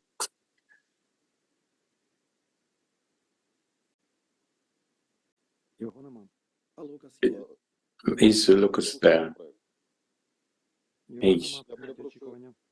He's not in the waiting room either. So,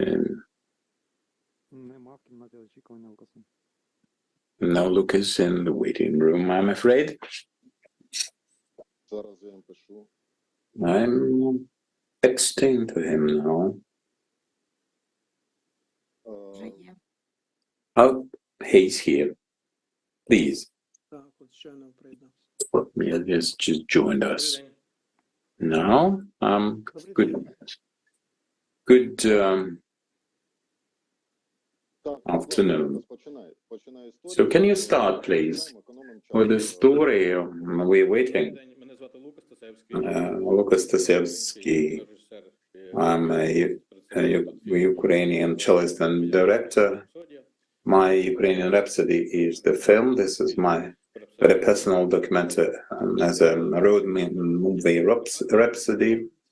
I am the narrator. I'm on camera and on this road. I'm trying to answer this question: what Ukraine is. This is being Ukrainian is a fundamental issue. When Ukraine was invaded by Russians on the 24th of 2022, they expected flowers, no resistance, and welcome. At the beginning of the war, I was in invasion, the full-scale invasion in Kiev. On the second day, my friends and myself were already preparing Molotov cocktail. I realized that that was a historic moment for Ukraine and that I had to make a film about it. That colossal change. Ukrainians started, the Russian-speaking Ukrainians started speaking Ukrainian instead, and thinking about the future Ukraine. The most important thing, they were asking themselves who I am and what we are fighting for. And for those issues, we pay a very high price every single day. And people discussing their identity can never become slaves or be made slaves. So after our session with Paul, we adjusted the film considerably. The principal change is that this is not just my story. We have a broader audience now, and we added some characters to this set, and our study of the identification change with Ukrainians. The principal approach is my personal interaction and communication with the people. And we in Kiev and a shelter, people in shelter, Kherson, Chernobylka, talking to soldiers and the babushkas who are survivors of the artificial famine. And know this story of devastation for Ukrainian identity. Bogdan Adamko is my fellow director, actor, and a personal friend who experienced himself, his own transition from Soviet to post-Soviet and Ukrainian now. And in closing, let me say that my principal way of interacting with people is my cello, is my music. And we talked to Paul, and we realized that there was that different speak, different tongue. For me, it's a way to relate myself to the Ukrainian identity and have emotional rapport with the characters whom I learn about Ukrainian identity. Another function of this film is I've been around since the very beginning of this full-scale invasion. I can see that there are some emotions who cannot be verbalized, so to speak. And thanks to Paul, we decided to showcase different aspects of the Ukrainian identity. Through music in Zaporizhia, I will play a Cossack piece and present the Cossack story. In Kherson, I will play some Italian folk songs in shelter or the babushkas in Umani. And in this film, I'm a mirror for the Ukrainian audience. I'm a Ukrainian from Finland, and in order to get interested in your identity, you have to discover yourself, explore yourself, know yourself. And the principal message of the film is to ask oneself who I am. Thank you very much.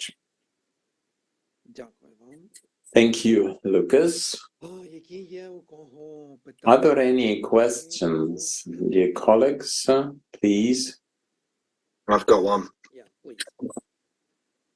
So, Lucas, you asked the question is, who am I as a Ukrainian? What is Ukrainian? What's the answer? That's a good question. I think, can I speak in English now? Yes, you can. Sure. Yes, I think Taras can maybe also answer to that. But what is Ukrainian? I think we will have a lot of different answers. But I think that the main thing what I have seen with all the people is, first thing is that we are free people. We are free people. We decide ourselves who we are and what we are. That's the very first thing. And the second thing, I think that's really the democracy. We have never been slaves. Our mentality is very different from our Eastern neighbors. Maybe Taras want to continue this. Yes, I would like to add, because yesterday, Lucas, we were discussing that we talk a lot about this very topic. It's self-exploration. It's getting to know oneself. For me, as a Ukrainian, Lucas is Finnish Ukrainian. He was born in Finland, and he has come here to rediscover his identity, and he resonated with me. I'm also now rediscovering my identity. Remember the first days of the full-scale invasion, the Molotov cocktail making affair. Being Ukrainian is dangerous. Being Ukrainian is important because you can pay for that with your life. Having your identity is an act of violation. It's not just about being Ukrainian. Identity is also important for Europe. Europe is sort of relaxed and not very much concerned with the identity issue and how important it is to preserve one's form and how responsible and how generous that can be. And that generosity, that sacrifice, even with the old ladies sitting in the shelter and with their grandchildren, they understand that they can be captured, but they still sing the Ukrainian songs and they do not abandon their identity. That's the most important thing. The price of this identity. Thank you. I've got another question, Alex, unless you want to go. Yeah, sure. Go ahead. Okay, so from what I understand, you're going to play certain music with your cello in certain places. And how will you stop this feeling? How will you give the journey that you're making a sense of purpose and goal, so that you build up towards answering the big question of what is Ukrainian? How will you build up to a big concert at the end? Will you go back and look back in history? What will be the order between one part of the journey to the next? Why will you make those new steps? Mm-hmm. Yeah, well, first of all, I want let Lucas start. First of all, I need to say that's actually the whole. I moved to Ukraine in 2021. I didn't even know what is real Ukrainians. In Finland, there was not too many Ukrainians before the war started. So it has been always the question for me to get to know what they are. And that's why when I have been in Ukraine and I have seen the huge change, that was very organic. In the beginning, I was just started traveling all over Ukraine. I was playing cello. I was still not doing the documentary film. It came a little bit later, that kind of idea. And I think that it's very, very organic when I am playing cello, because that's making it's documentary, not reportage. Because after I am having the connection with people, they need to listen this music because it's opening for them emotional things what we can't do with our words. When I getting this connection, what I have always wanted to So the question, as I understand it, is what we're driving at. I understand that this Paul's request, that was that proposal to get together all the musicians and play together. And we are thinking about such a climax, but we have just collected 3 people who are ready to play together. So we are sort of looking for more. I cannot say that this solution is fully available, and we cannot get committed because we have not yet arranged the necessary number of performers, and now we are thinking about such musicians. Yeah, you should understand. It's yeah, difficult. no, that's okay. I just think what I'm keen to understand is what there's a climax to the film, that it goes somewhere, I think. But if it's moving towards some conclusion, that's good. Yes, I think in the film the most important thing. Well, Taras, okay, Taras, будь ласка. Лукас, ти щось говорив, так? You were saying, Lucas. Please continue. In the film, I think that we need to show the actual change of human being from being not, let's say, interested in own identity to people who has done that choice, because this is a very big process. It's a very big emotional process, actually. For many people who are changing now the Ukrainian language, they are saying, for me, for example, that it feels very wrong in the beginning, but they are doing it because identity is a choice for them. That was some Crimean girl with whom I was having talk. So I think that we need, through the music, through the speaking with the people, through those things, we need to build up that climax should be that change, and to give the feeling for audience, for Ukrainians who are also thinking about these things, that they are not alone, you know. Lucas, дозволь мені доповнити. Let me complement this explanation, Lucas, very briefly. Indeed, when we were starting this conversation, you shared that very important story with me about your dad and that misunderstanding, because he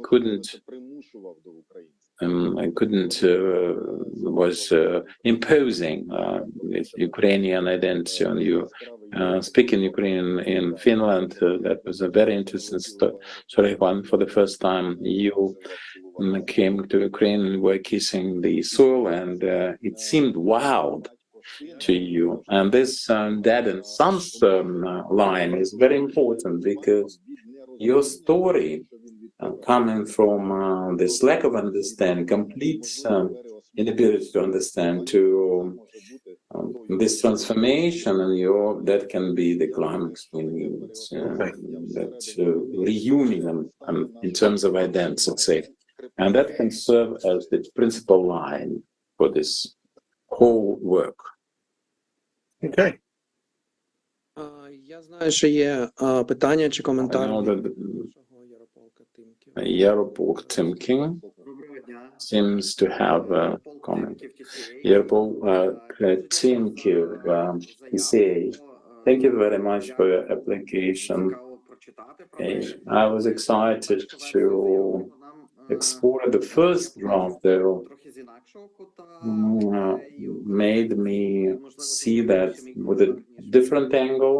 So I have a comment now rather than a question, but perhaps in the future you will be able to use that. When I was reading the development, because I don't know Lucas from Adam, and I know many Ukrainians with foreign background, just international guests who feel for Ukraine and move to Ukraine. But there is this analogy with Mr. Fumi from Japan, and now he's living in Kharkiv, and there's a charitable canteen in Saltivka district, the most damaged, the one suffering Saltivka. So I consider that there are people who have nothing to do in terms of roots or little or that's Lucas has a Ukrainian father, but they moved to Ukraine and are helping Ukraine now. And for me, that was a story about some foreigners, a bunch of foreigners living in Ukraine, and inspiring local Ukrainians, changing their mindset, their vision of Ukraine and life. And in that context, I understand that your idea is slightly different than its destination. For the additional characters, Bogdan Adamenko, Kherson people, so what's their added value? What do they add? Why not them? Why not somebody else? The volunteer I was talking about, the Japanese gentleman. Well, you can see that this is not about the phenomenon and the existence of such foreigners or expats.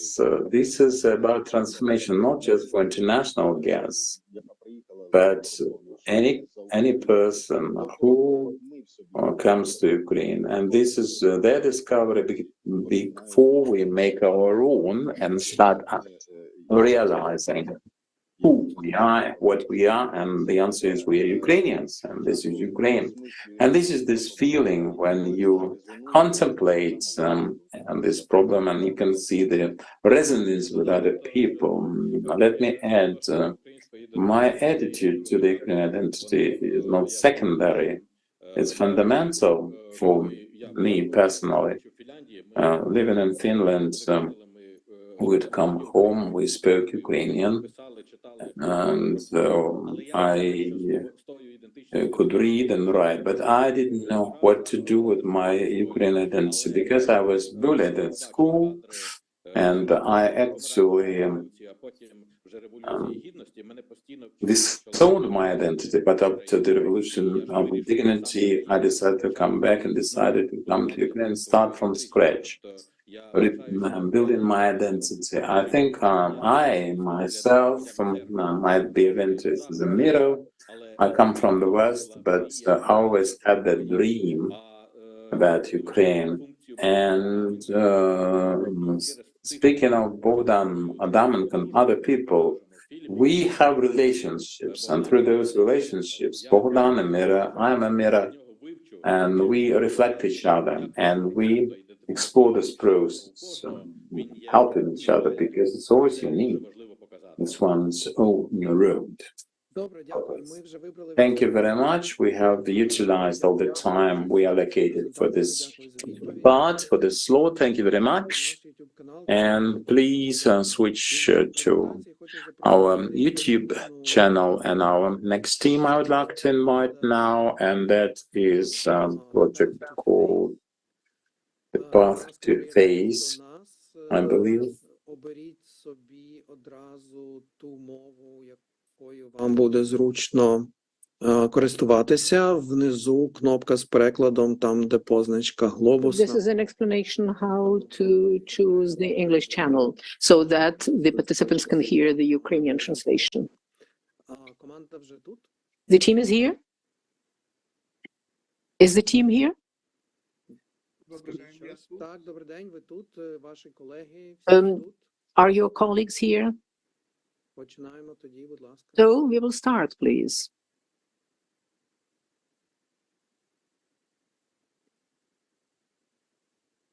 Ми вас не чуємо. We cannot hear you. Sorry.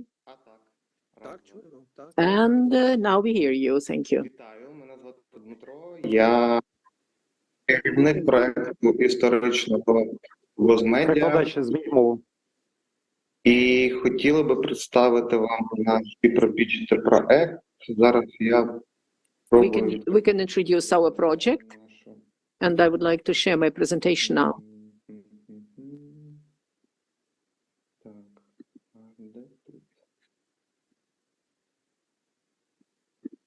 Все бачу, секунду.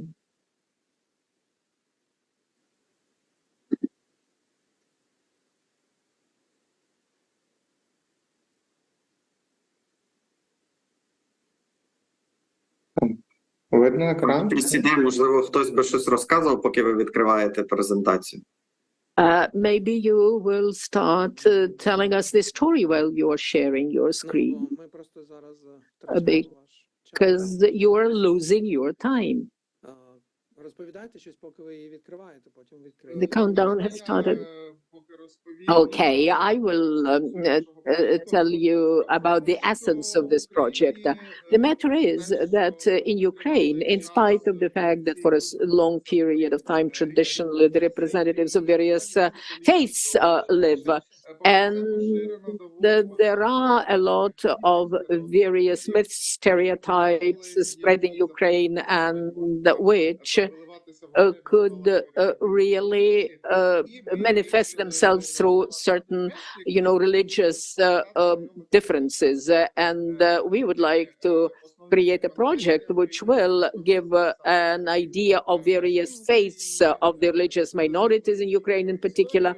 And we are going to tell their history and the current situation with these minorities, while declining the biases which are spread in our society. There will be a historic part of this project, and also we are going to choose the protagonists for each episode, who are the representatives of certain faiths, and through them we will tell what is the current status of the relevant religious community is at present.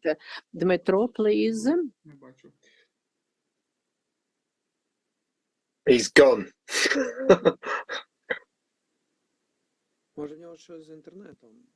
Maybe something happened to Dmitro's internet. It might be the case. And we have chosen 8 episodes and 8 topics, various topics and themes. And we would like to thank Paul for the recommendations. And at first we were planning to dedicate each episode to very specific faiths, but he suggested that we should focus on the confessions which are represented in Ukraine for a long period of time, from Islam and Hinduism, maybe. And well, we should not dwell upon that very much, but I would like to give an example for one of the episodes, and we have already developed a scenario for that.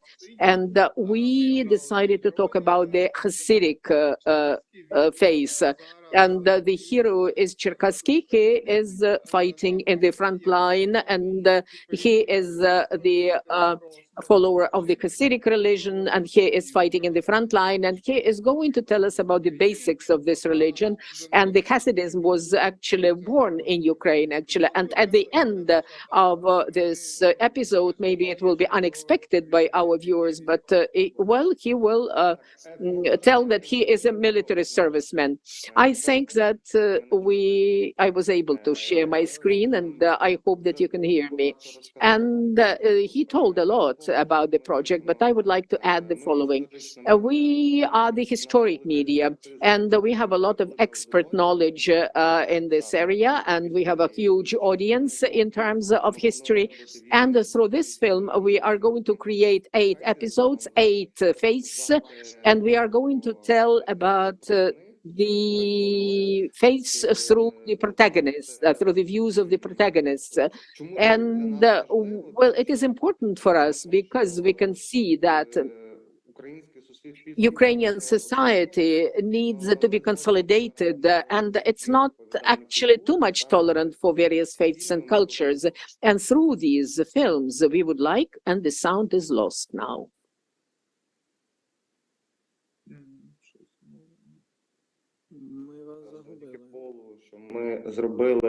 We have changed the concept thanks to Paul, and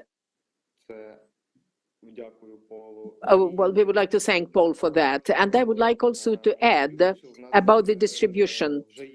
We already have agreements with the Megogo platform, and we will be able to place our serial there. And we have 3 channels, and the general viewers is about 1 million. And we are going to have it in the Ukrainian speaking YouTube, and we hold the 3rd place among the historic channels. And we have a lot of contact with the users of the social media.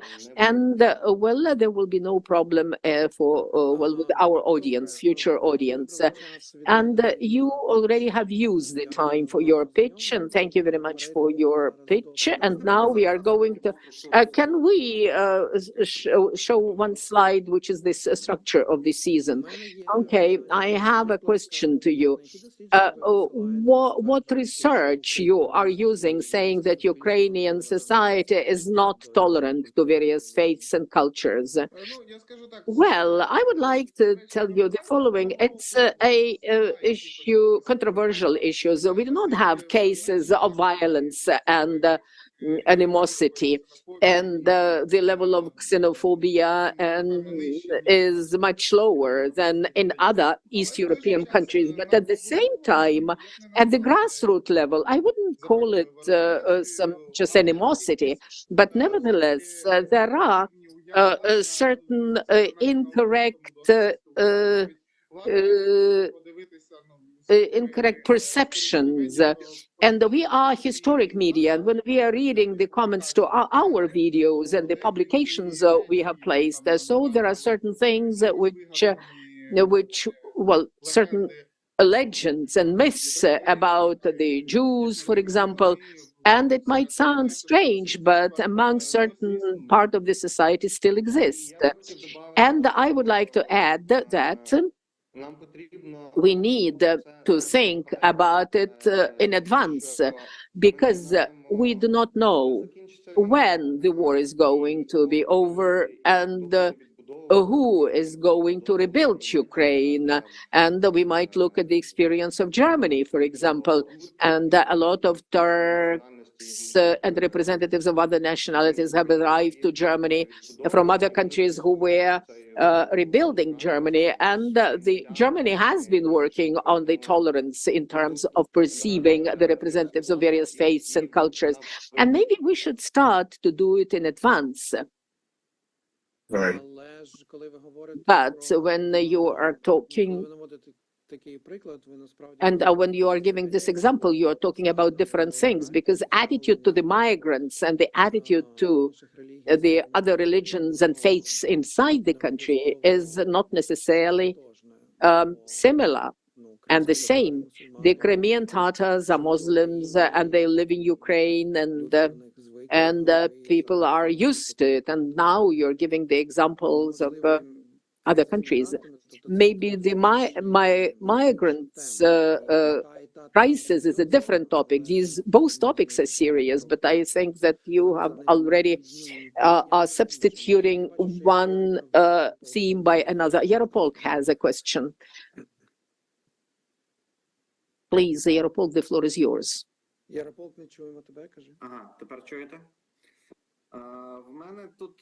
I have 2 questions. First question.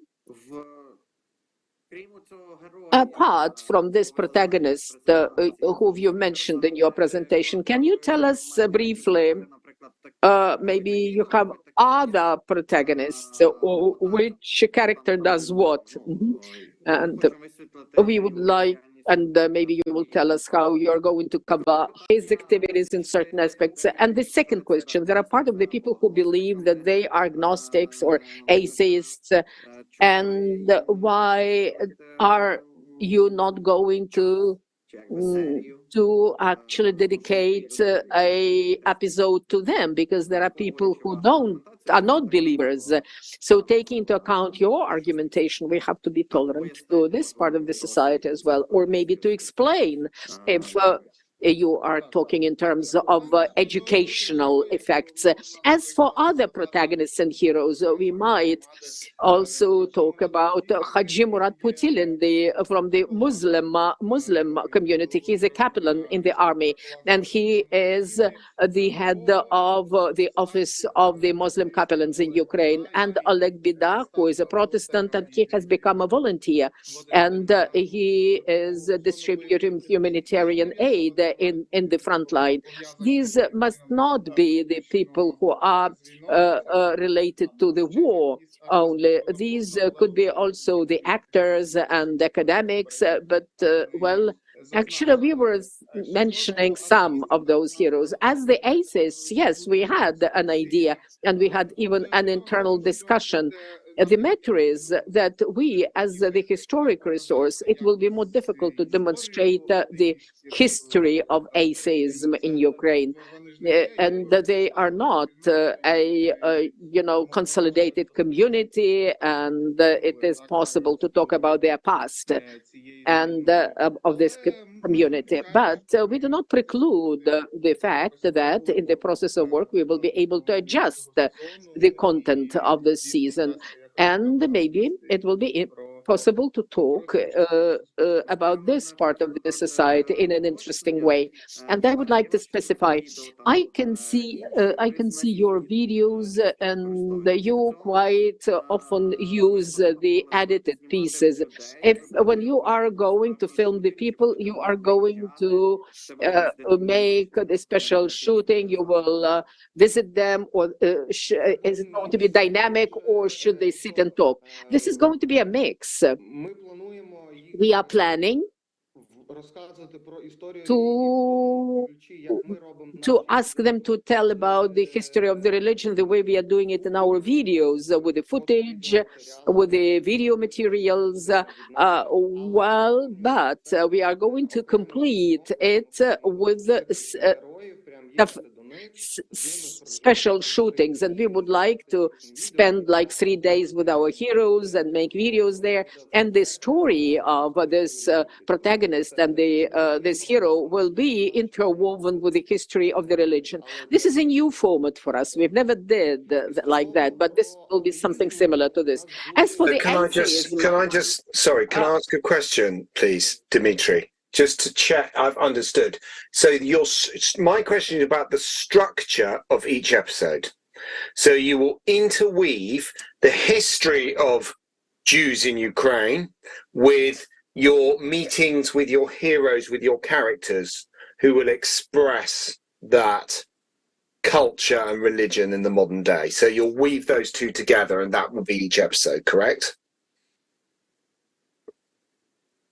Так, змішувати історію з сучасністю. Yeah, that's true. We are going to blend history and the modern days events.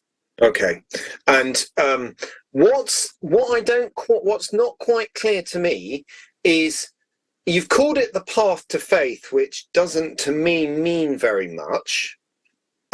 What is your basic? What are you telling people? This film, these videos are going to tell them. What's your big pitch to the audience? Is it why we have these religions in Ukraine, where they're from, who they are, or what else is it? What is it?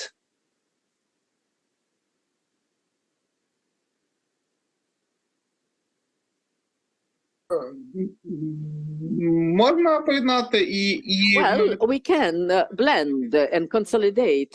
Well, we start some fundamentals of the emergence of this faith and explaining what these people believe in. And we are going to pay a lot of attention to the history of this confession in Ukrainian land, and also to the contribution which the representatives of this religion have made into the history of Ukraine. Okay. So it's almost a celebration of who these people are as part of Ukraine as a multi-faith society. Is that correct?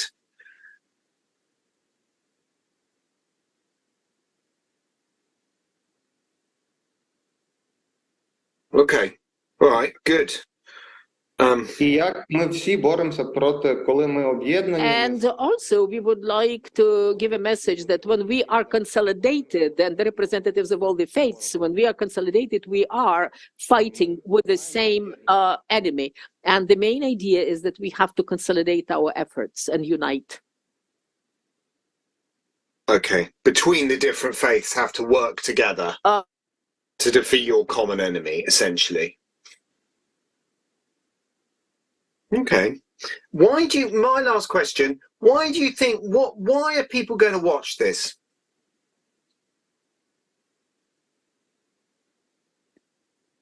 Тема різних конфесій, в принципі, The цікава. topic of various faiths is quite interesting, and we can see it by the comments in social media when the religious festivals and holidays are being discussed, or discussions are being aired dedicated to these topics. Now we are going to dedicate a special episode to Hasidism. In Ukraine, annually, this topic is interesting. Well, it's like Rosh Hashanah when the pilgrims come to Uman from all over the world, and this attracts a lot of attention.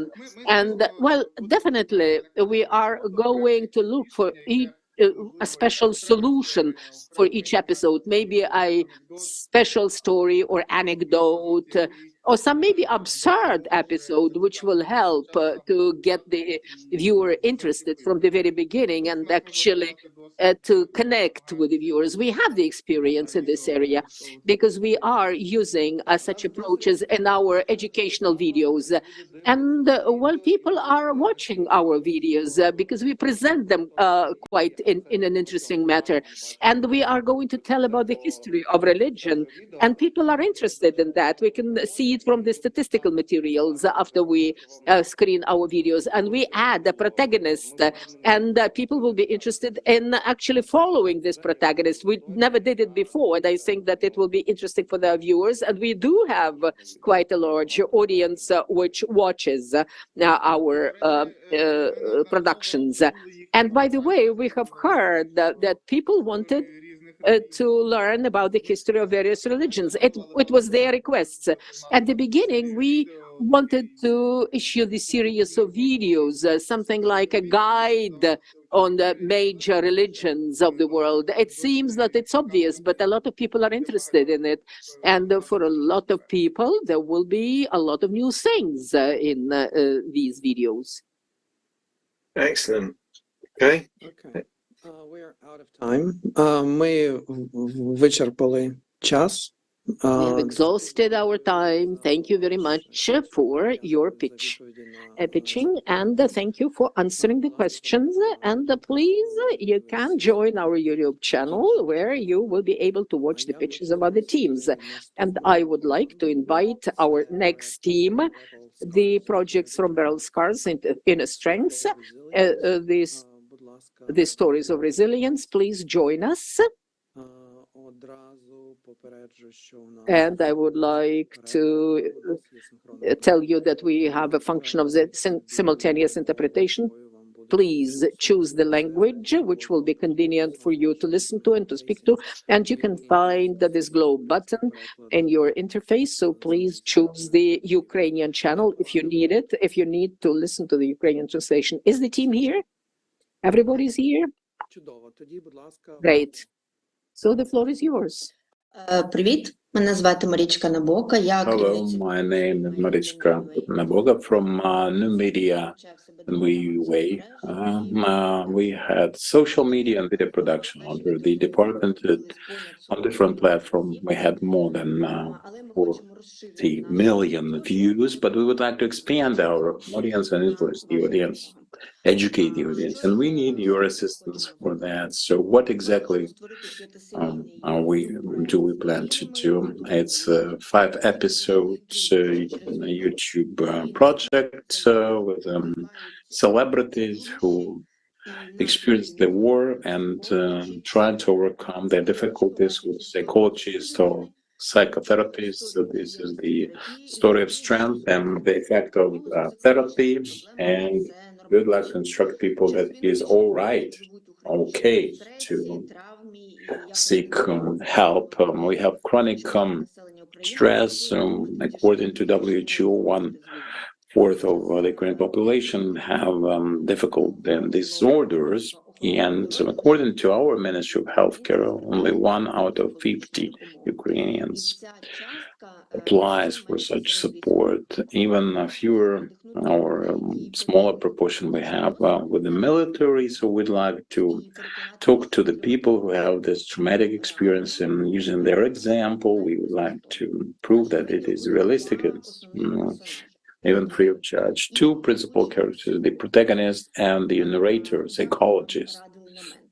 And our mentors instructed us so we can have the military and civilians as characters, POWs, people who lost limbs, people who lost their loved ones, and this is about support, this is about accommodation. That's the narrator's role, to decrease the stigma and fear and apprehension in the prospects, and the narrator can provide also some background information. I would like to discuss our anchor. This is Roman Nolichenko. In 2011, he started working as a psychologist and psychotherapist. In particular, from the beginning of this war, since 2014, he's been helping the military. Crisis psychology is his major, and he also worked in Irpin military hospital, at Irpin military hospital, as psychologist with the wounded. And we can see his success. After the mentoring, we made 5 episodes down to 10 to 15 minutes each, and no talking heads, as few as possible.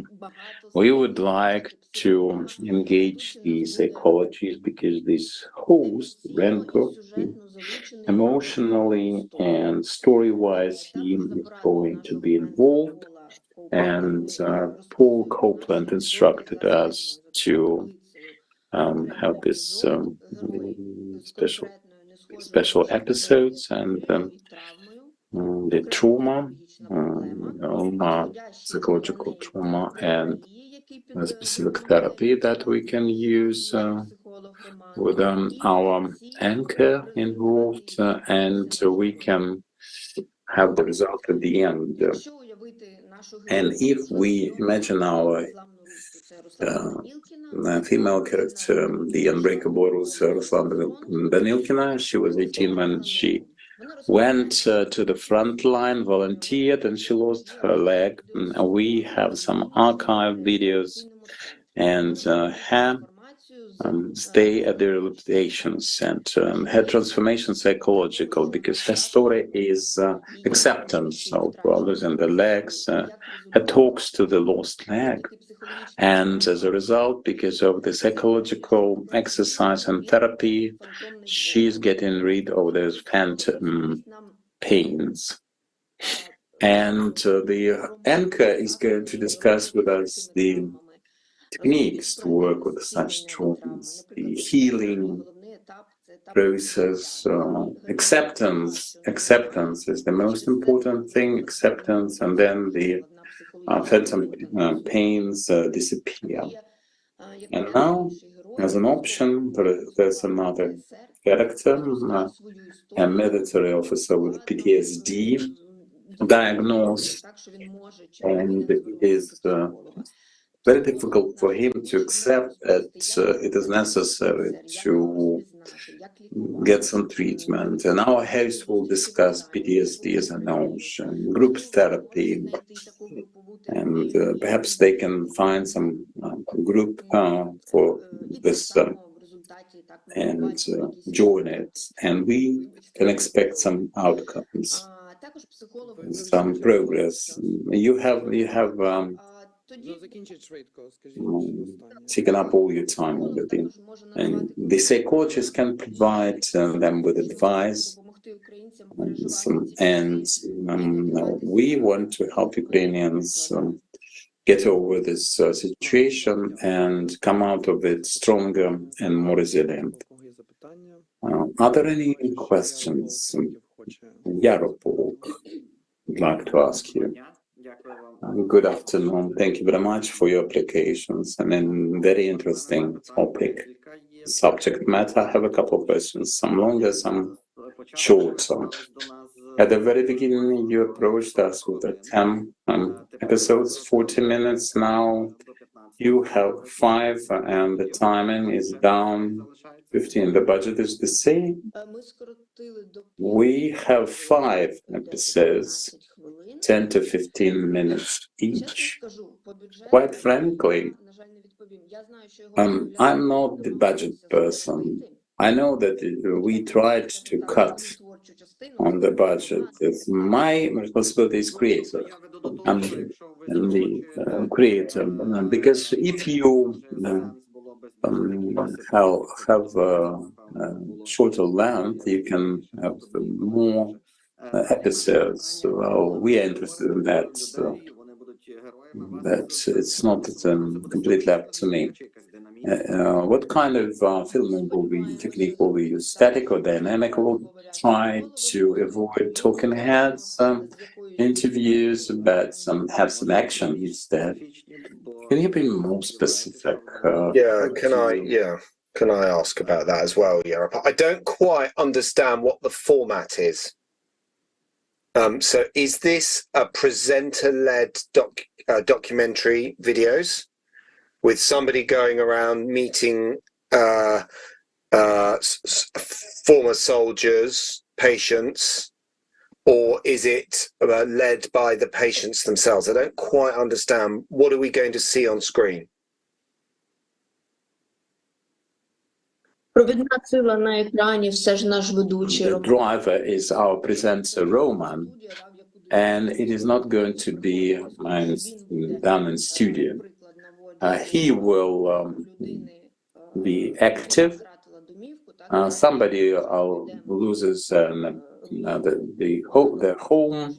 We go to the site and we discuss the after effects, the pain, and then develop the story with some archive footage and partially a conversation.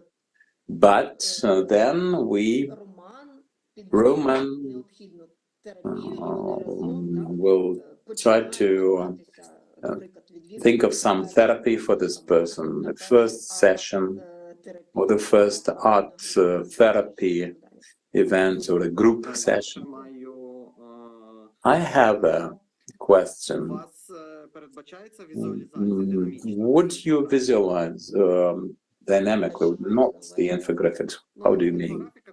Well, infographics, this is some static charts.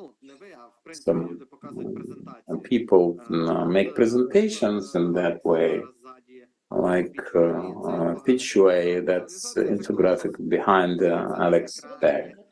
I see. Well, I think that it is not a necessary element, but if we need it, we can use it. Like Roman, by some statistics as they present the number of referrals increasing, referrals to psychologists, or something of that sort. But this is not a mandatory element. I don't see it that way. Would you have in parallel with this series the multimedia product of some kind? We always do that, but it is not in the development. But we have it in mind, let's say. Maria, can I ask a question?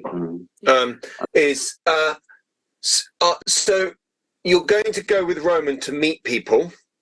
Is that going to be observational?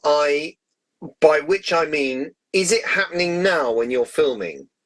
Or will you know the story because it's already happened and tell it in the past? So is it a present tense observational narrative, or is it something where you know what's already happened and you retell what has happened to this patient's story already?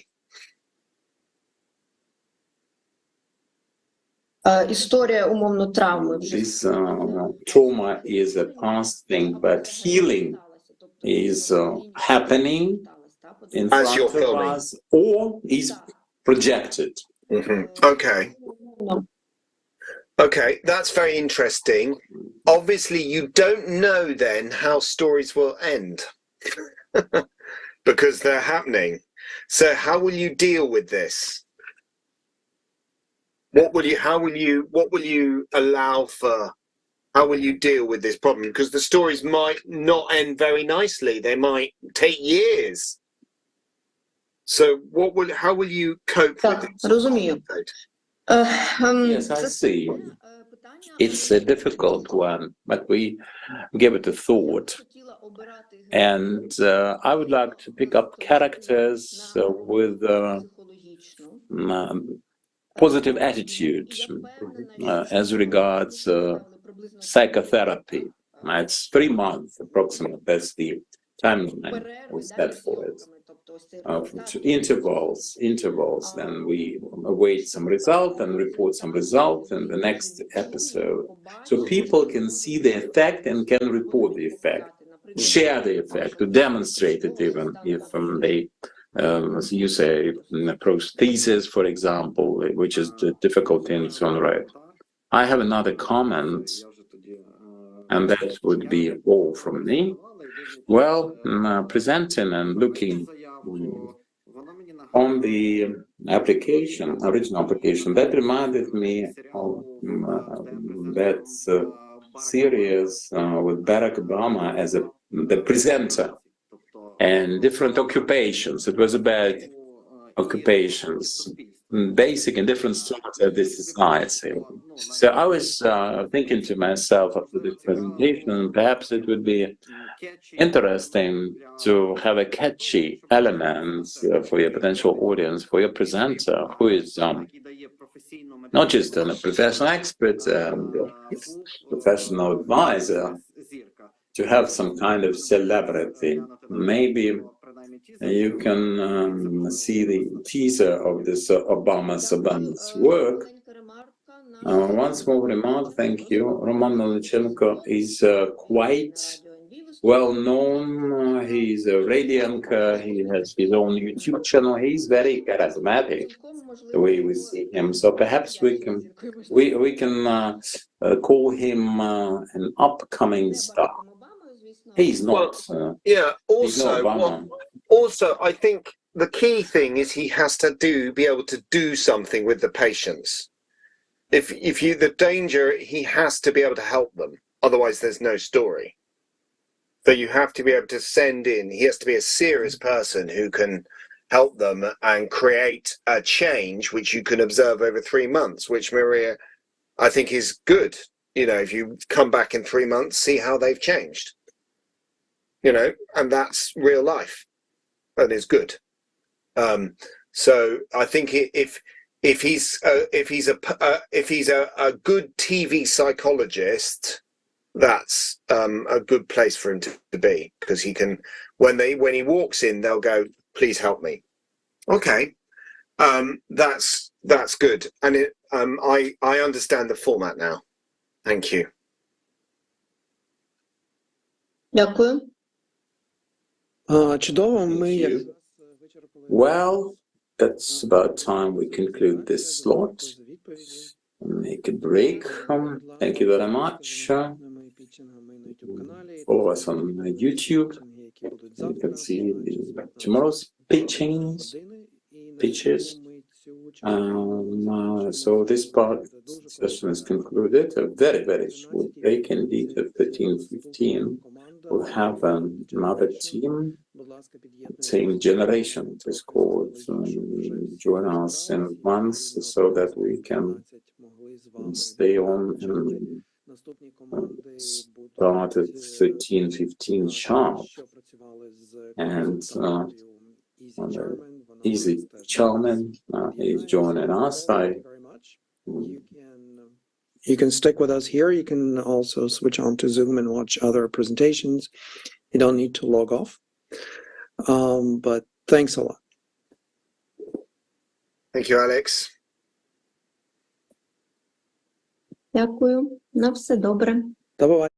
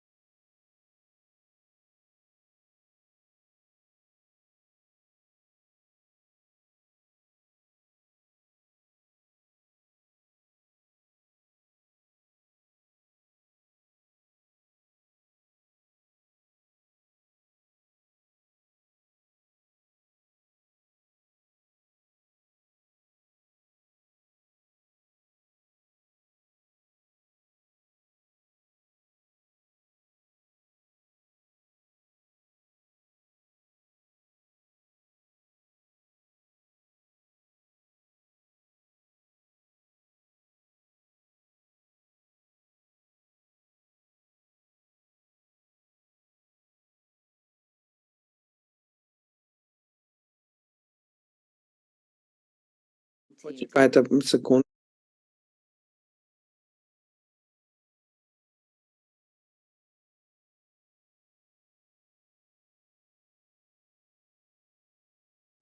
We can start. Якщо ви будете говорити англійською, говоріть, будь ласка, англійською. So, Untamed Generation, our next project. Hello, my name is Oksana Ivanyuk. I am the producer of the film. My colleague and good friend Miroslav Latik is on set at the moment, so unfortunately there are little chances that he will join us. But we worked on the project together. We traveled along the front line together. We met kids there and we were impressed by those kids. They are incredible. They inspired us to come up with this idea. We suggested this film to ICTV. ICTV was interested in the project. We've signed the preliminary agreement with them. They are ready to invest and financially support cover part of the production costs. And with them jointly, we worked on the presentation for this particular pitching. So let me share the presentation with you. And I would like to tell you briefly what's the film about. So it's one-off documentary. The genre is adventure and drama, and it's 70 minutes long. Excuse me. And the story is about kids who survived occupation. But they are not broken, they are not under stress. They are strong, they are full of life, they are full of energy, and in spite of the gray world they are living in Eastern Ukraine, they find creative solutions on how to make their life colorful and meaningful. And these kids, they are going to be the future of our country. And now they perceive war as part of their games. So this raises an important question. We think it's important. So how their system of values is formed, how it transforms under all these terrible circumstances. So what are they dreaming about? What are their goals? And hence, in which direction we will head as a country. They live in this gray zone in Izum, Borova, Kherson, and we follow their day-to-day life. And we don't want to have adults in our film. There will be no adult characters in the film. There will be no presenter or moderator, no voiceover. So we are talking and we are reflecting on the world through the eyes of our characters. After the doctoring session, we did make a significant change to the structure of the film, and we wanted to put three main characters in the center and tell their particular stories, to be focused on their particular goals and dreams. And these particular kids, they witnessed their neighbors being beheaded. They saw how their friends were shot. They saw how girls were kidnapped to Russia. And all this didn't break them. It just hardened them. All three of them, they're very different. They live in different circumstances and different communities. They are part of their small gangs. And like the characters of the Lord of the Fly, they build their own small social structures. Unfortunately, there are almost no girls on those territories. We were specifically looking for female characters, and we failed. But the boys, they do talk a lot about girls. They do reflect a lot on the fact that, they live in the world without girls. They have their friends who are on Skype with them, their former classmates. And hopefully by February, when we are planning to start our shooting, some of the girls might come back. So we are still hoping that we will get that touch that will make our story more sort of 38-degree. That we will add female characters to the story. So after the doctoring, we contacted the kids and we tried to learn more about them specifically. So our 3 kids, one of them is Stas, who is, he's emotional leader of his small gang. He's talkative. He speaks very good Ukrainian. He listens to Ukrainian music. He doesn't watch Russian TV series. And he's very much about art. And though he's not the oldest one in the gang, he's a kind of a group leader. So thanks for your idea. We were thinking that this particular group of kids, we will use the video that they film, because this will add this intimacy to the story and to their discussions, because relationship with girls, what they're dreaming about, are they having nightmares or not? These are the things that if there are no adults in place, they might discuss more freely and openly and will get much more interesting material. The other kid, Timofey, this guy is very different from Stas. He's very rational, very logical. If Stas tends to talk about what's good and what's bad, and it's very interesting to follow their discussions. What were the reasons of war? What Russians want here on this territory? Timofey is very practical. He gives directions to his friends. So let's go. You see, there are empty canisters there. Let's collect them. We can keep petrol in those canisters. Or, there are some bombed tanks. Let's go and climb on those tanks and see if we can steal some spare parts from there. So he's like a small. He's very much focused on engineering issues, and his sort of goal, or what he tries to do, at least what he's saying he's trying to do, is to protect his family, his little community. So he's very much focused on inventing weapons or weaponry or machines that might defend his family. And here we want to be very careful, not militarizing kids, but we want to follow his, arc of him building something, actually creating something by his hands. The other one, Ivan.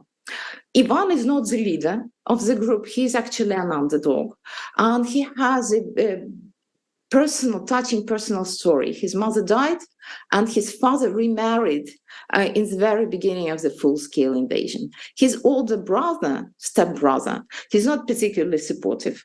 Ivan has to fight for his place on that social ladder. And his solution is money. He thinks that he needs to make money, and he declares that his dream is to become a mayor. And why do you want to become a mayor? To make money, to become rich. And at the time when we talked, he had a very particular goal. He wanted a new iPad. So by February, probably it might be a new iPhone, I don't know. And he's moving in that direction. He's making money. He washes cars. He collects shell castings and sells broth. He works at the local farmhouse, cleans after cows. And that's what they did during the occupation. And during Oksana, you are 4 minutes over time already. I'm very sorry. Yeah. So I'll stop here. So we have 3 characters, 3 gangs, 3 model societies created by kids. And we want to find an answer. What country are they going to build after the war? And the rest. And thank you. I would love Thank you. We will move on to questions. I have a question. So what will you come to in the end? We want to compare 3 models with 3 different leaders and 3 approaches.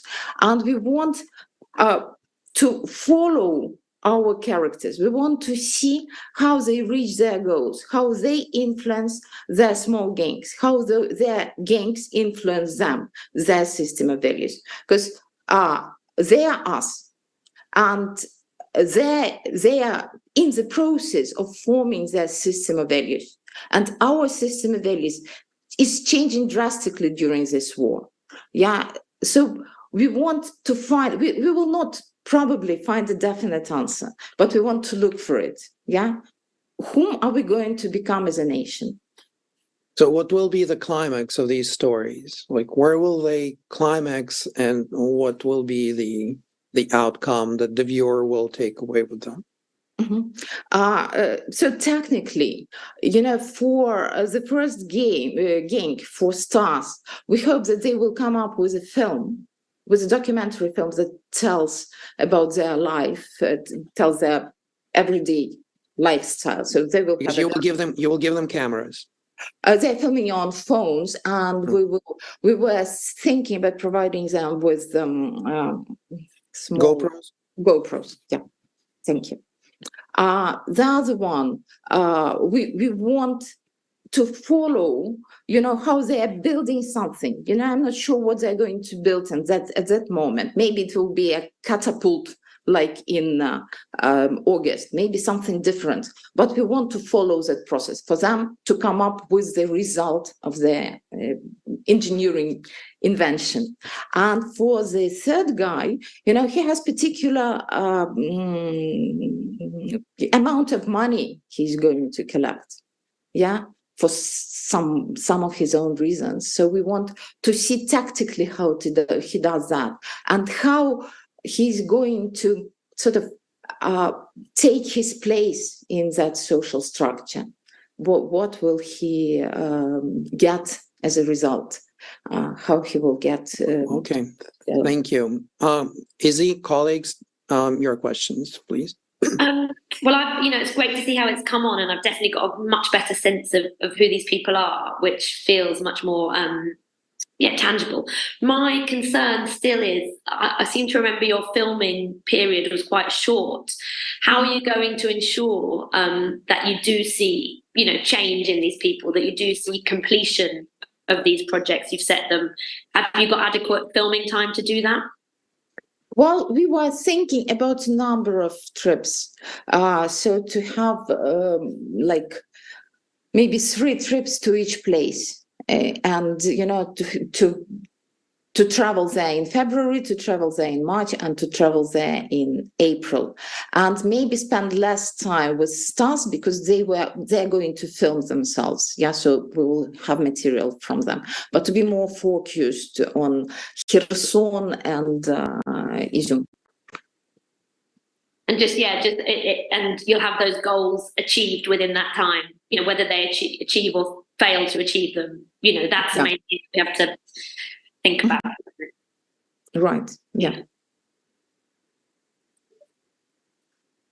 Anyone else? Why don't you want to give all of them phones to film? Sorry, excuse me. Why don't you want to give all of them phones to film when you're away? They're different people. That group where Stas is the leader, he very much sets the tone. Yeah. They're into arts. They're into some abstract things. They discuss this. They talk a lot about TV series. They talk a lot about music. They're interested in filming. Guys like Ivan, he's just different. I think it would be much more interesting to follow his character, his real nature, what he does, how he invents ways to make money. Let's see. Okay, I see Yaropolk wants to ask you a question. Доброго дня, Ярополк Тимків, TCA. Дякую за вашу концепцію і цікавий креативний підхід. Thank you very much for your concept and the very interesting, creative and proactive approach. And several questions.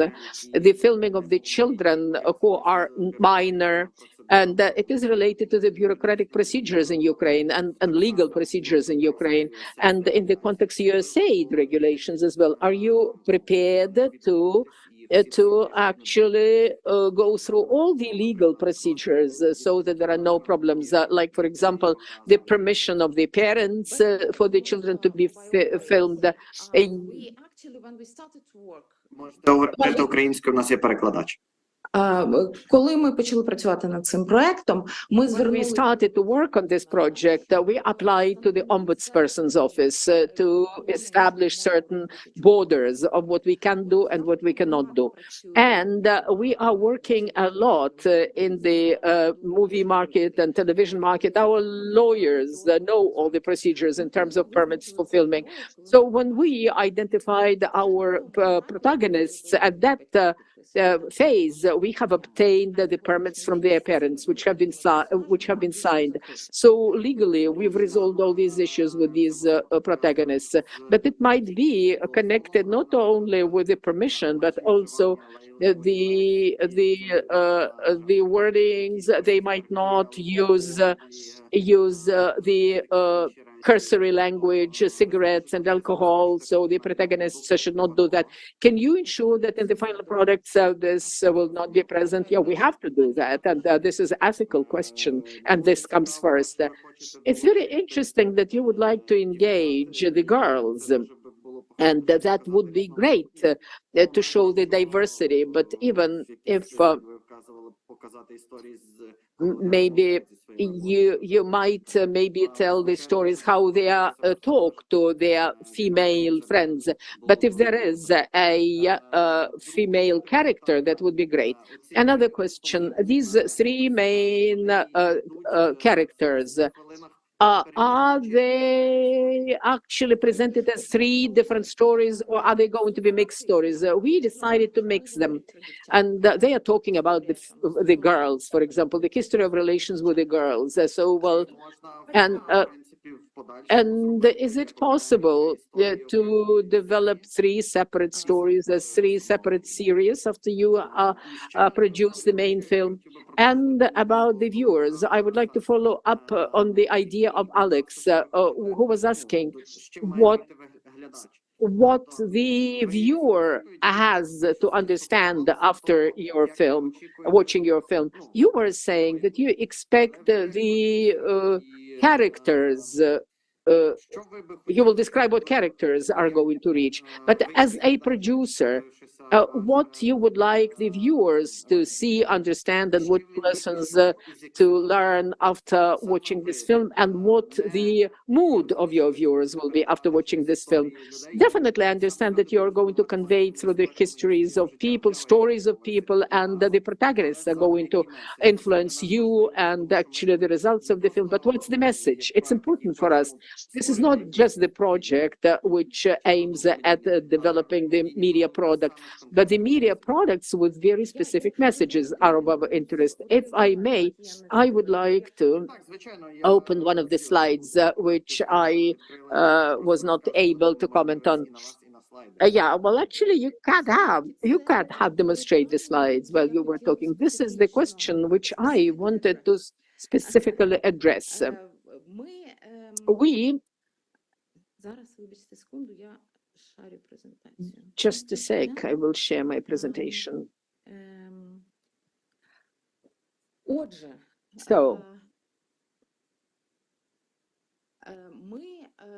we actually thought that this story will be a film which will be screened on ICTV channel, and the target audience of this channel is going to watch. But it is important for us so that this film will be watched by the international community as well. That's why this is not a serial, but we wanted to make a nice documentary with a strong video line. And I think it's very important at this phase to share the emotions of not of pain and suffering, but courage and strength, because at present in the world there is a fatigue of Ukraine, no matter how sad this statement is. But when we are talking about the children at the front line, first of all, we are thinking of the sufferings and the stress situation and the destroyed lives which exist there. But we would like to tell about the following. We are here, we are in Ukraine, we are strong, we are courageous, we have changed, we are a strong force, and our children are also filled with this, courage. And our children are like the heroes of Harry Potter. They have learned to create boggarts from their fears. And they learned how to be ironical when they are living through very awful things. As Ivan told us, once they got into a house where the Russians lived and found where they were keeping their clothes, and they peed on it. And these little, details which fill their everyday life are very important. These are small, strong, courageous, charismatic people who are going to change the world, and they will be changing it to the better. Izzy, do you want to add anything?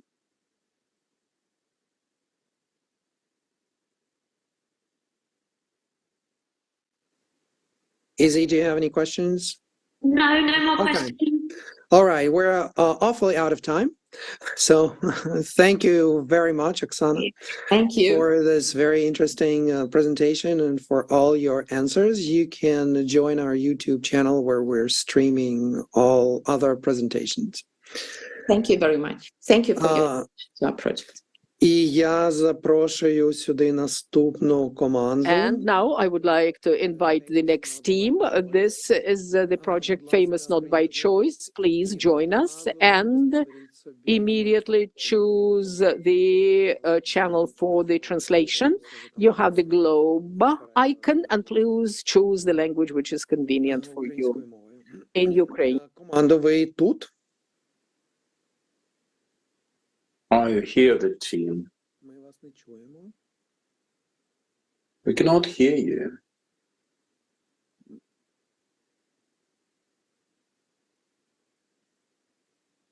Відгукніться. Alice, please.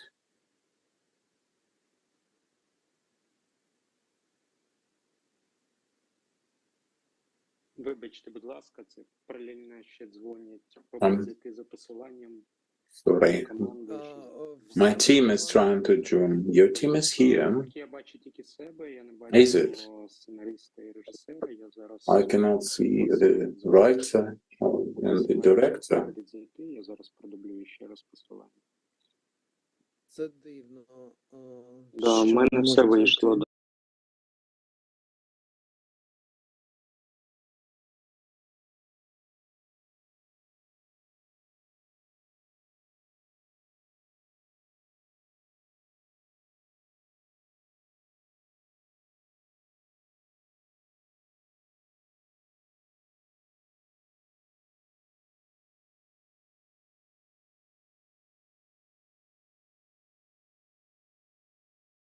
Can you hear me? Yes. Rita is joining us also. Доброго дня, я є. Всі є. Чудово. Якщо вам потрібен переклад, будь ласка, оберіть його. If you need interpretation, please pick up the function with the globe sign. Can we relaunch it?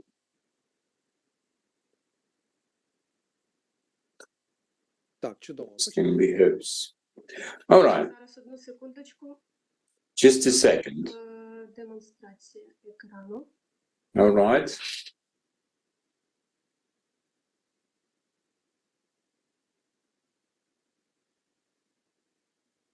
I'm sharing. I'm Rita Kuzma. I'm a Ukrainian director and Famous Not by Choice is our project, and I would like to discuss how we transform this idea of the doctoring session. So Famous Not by Choice is a documentary about common people, regular Ukrainians that became faces because of the bloody circumstances, literally speaking, and their calamity is publicized on a huge scale. Nobody wanted that fame, and this fame reflects not just their personal stories and their personal traditions, but serves as a piece of evidence, a considerable piece of evidence to prove the Russian crimes in Ukraine. And we knew that we were being followed by millions of people in the world, and this is about milliseconds of despair and devastation make it it's possible and necessary for a person to start anew. And this is acceptance and rebirth. Some of our characters wanted to repair their flats or buy a car. Now their dreams are much bigger, so they standing on their own shoulders. And after this documentary, I would like to leave the audience with this feeling, lingering feeling that if they could, I also can. And this is a big story of human tragedy and our war in Ukraine. After the doctoring, we could decided to focus on two stories. There are many now of the stories, a host of them, but we need to concentrate on the characters and their art and their way and their journey in this life and their reminiscences from the tragedy. The events start on the 1st of February 2022. At that point, we can hear that the war is coming, but people continue with their regular lives and their dreams as of the 1st of February 2022. We can see on the screen those people who we do not recognize yet, but we have a hint at their social background, their occupation, their lifestyle. Then this disruptive event, the full-scale invasion of Russia, and from this point on, we experience radical changes, sometimes tragic and horrible, this stress, anger, despair, looking for new meanings in life. Only after going through this transformation, people come to some kind of development, self-realization. When we see the stress is one block. We can see 5 stories with the stress, and chronologically, or shock, it can be called. And we present the most difficult events, the onslaught, Bucha atrocities, Mariupol, Kherson, and there's landmark developments with great losses and damage. Each chapter is different, and in every chapter, people have different losses, health, life, abode, and that is about people being able to survive and recover in such circumstances, and that is a documentary, observational documentary. We follow characters' lives, and that will be unfolding as a story, and we'll see what these people will be doing and how they will live on. So there is an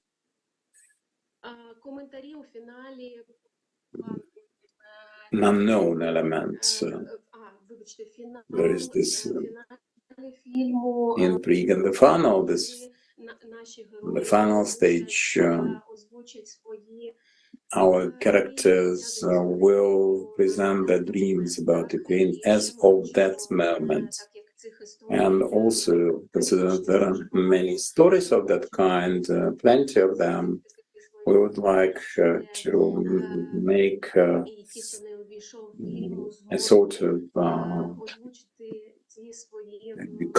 set of clippings for the people who have no space in the film, no narration to be used, just the characters' voices and their comments. Speaking of our audience, DIM TV channel is prepared to distribute, to broadcast.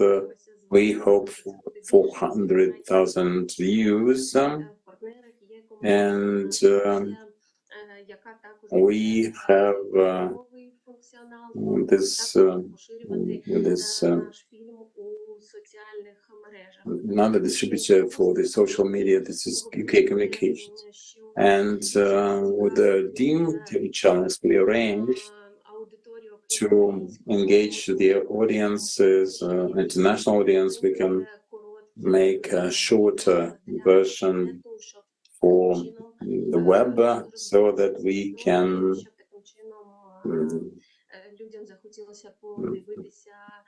do that for the broader audience, and as a teaser we can use it so that people can go to the platform and watch it. And it is very important, and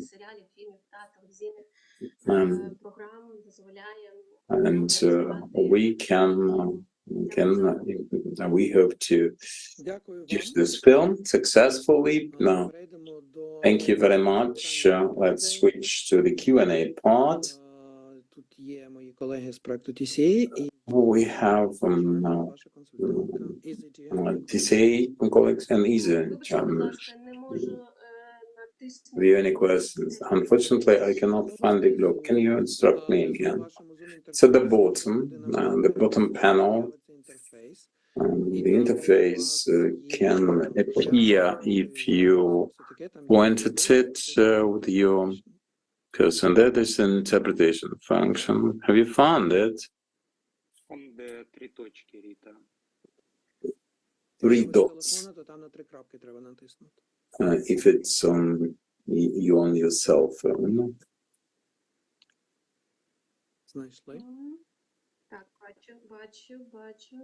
Так, там треба брати українську мову.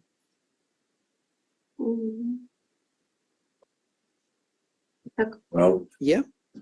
Are you done yet? Yes, I am. Do you want to start?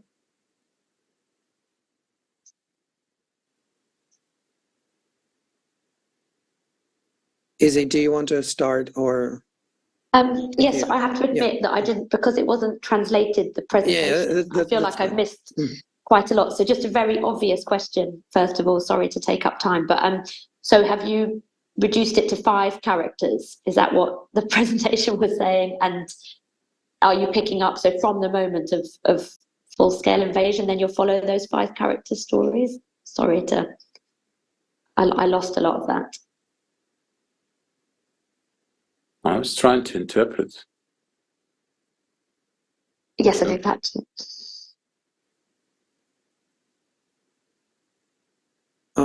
Команда, є у вас переклад?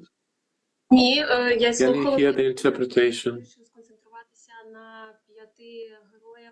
Yes, we decided to focus on 5 characters, and we have 5 characters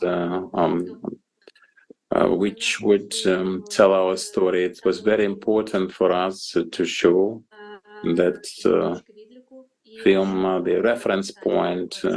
We start with the characters' dreams on the 1st of February 2022, and the end state is they having done this arch, they dreaming again. Have a volunteer center. Everyone has a big dream, and we will have additional casting exercise for them. And we'll have characters, and we also would like to have additional casting, have more interview with the prospects so that we understand them better and deeper. And then we will decide on the actual characters. But there's still people who've been captured in those photographs that have gone around the world.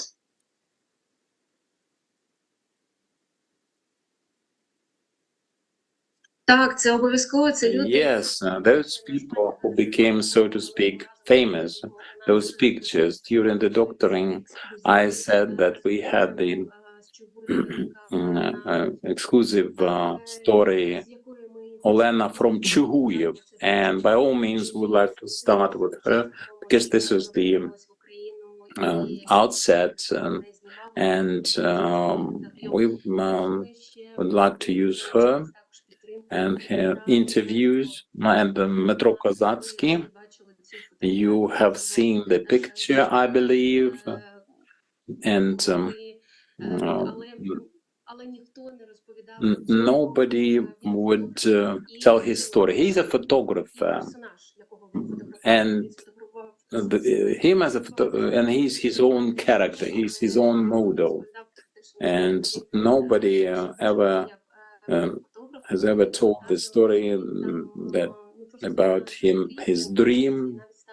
He wanted to be a photographer. He was using his own sister as a model, but he would never imagine his future fame because he earned it in such difficult circumstances. After being released, he realized that he was known to the world, and his pictures were great support for his mom, and she admitted that it was like a halo.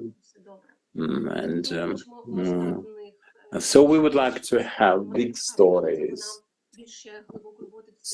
with repercussions, and for that we will try to do as much as we possibly can, but that takes additional research, I admit.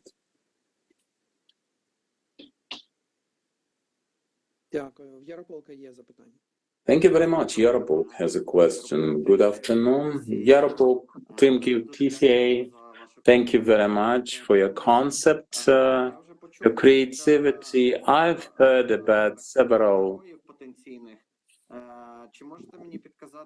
subsections and potential characters. I haven't seen the development with the 5 characters, but in this following context, the name or the notion for the hero and what makes them special, what they do, and where they are, we should discuss.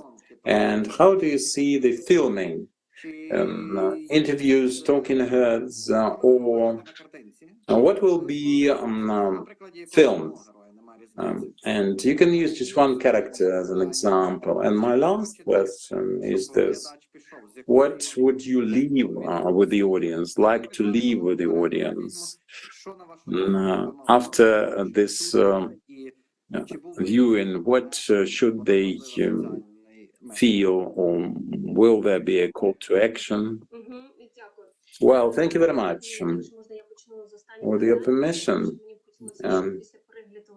I would like the audience to have this feeling that people who survived and those calamities, experience such tragedies, that they can do it, and I can do. If they could, I can. That's this kind of message. Perhaps it's aiming too high, but it's like that person who was sharing his tragic experience live. Well, I was sharing the pictures. I want this to be done in a modern way of filming. This is an observational documentary, so I would like to have interviews and observational developments on the screen. They're taking a stroll, and additional characters from the characters' warm circle, if it is useful, and works for the story. We'll have also photographers, and we plan to make them additional personages, so to speak, and we would like to engage them so that they can tell us about this tragic story, because there is a shock, definitely, and people can explain why they took that picture, how they communicated, didn't communicate, had they not communicated. And it's about some kind of representation, magazine-like picture, and we would like to use the lenses like it was in that illustration of mine. So we would like to engage the audience as a collective photograph, following that person, observing the person. And you have seen that lady, remember, with many dogs, many pets indeed, were pulling in different directions, and she evacuated all those pets from Irpin. And all those dogs, they're all abroad now. And she also used to have popularity to help the dogs further. She was she had a kind of shelter for the dogs, and now it's much bigger. She was just keeping them for a while the owners were away. Now she's collecting them in different hotspots, arranging medical assistance for the dogs. There are different topics, and they interest the public, I believe. All sorts of implications. But you said that you have 30 prospects. No, nine prospects who agreed. We've seen much more. Is it possible for us to see the 9 and pick up some with you to engage in this casting, so to speak? I think we can offer more with time, but with the writer, maybe a few. It depends. With the writer, we have to discuss it better, because there are still some prospects around with your permission to complement this account. I can see, I'm looking up the files with the ones who have provided their consent, but we do not know for the filming period where they will be, because they are migrating, because they get invited to different conferences. Sometimes they're at home and then abroad again, so it's a difficulty in its own right. They would like to work with us, and where they will be in March, it's still a question. So we were taking extra characters. So can you go to that place? Well, we picked up those who are in Ukraine and can stay in those places where they experience their stories. Thank you. Tell us, please, did you visit Kiev Media Week last week? And they were discussing my practical identical project developed by Starlight Media. We're not surprised, and it is being produced. Thank you. read about this one. I expected the question. They are making a project, as far as I understand, the Starlight Media, about many pictures. I would like my film to be different. We are looking inside the person, so a picture is a reference point.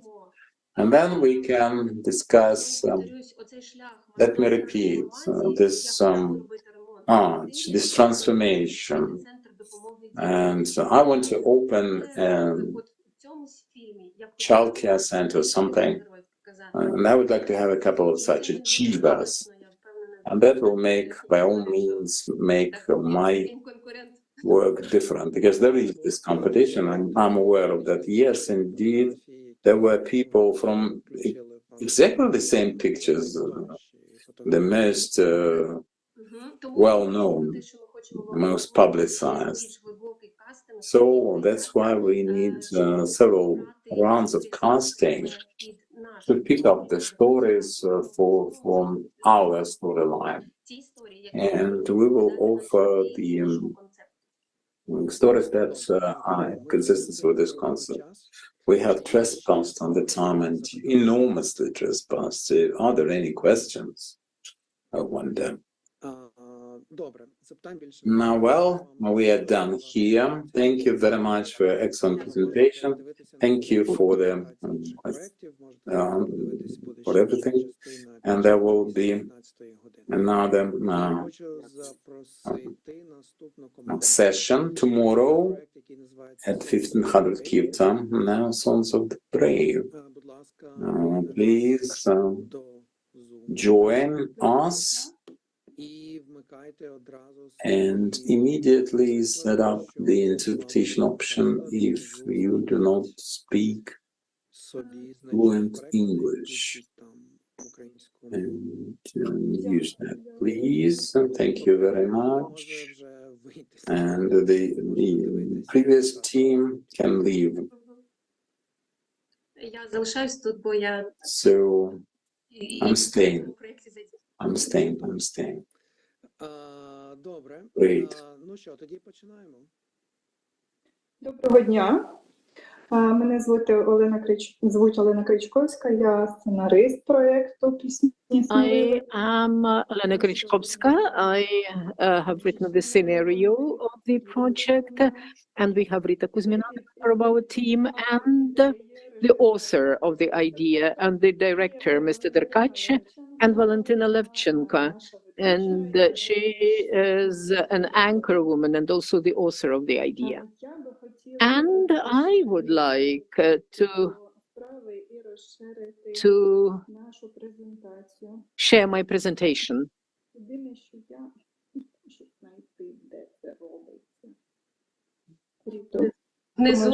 Внизу наведи курсором демонстрація екрану. These are the instructions of how to share the presentation. They are discussing who is going to share the presentation. Okay, so while they're sharing the presentation, I will start talking a little bit. So, hi everyone, I'm Valentina Levchenko. So, until all this happened, I decided that I will just do this. Sorry about that in advance. Куди доню собираєшся,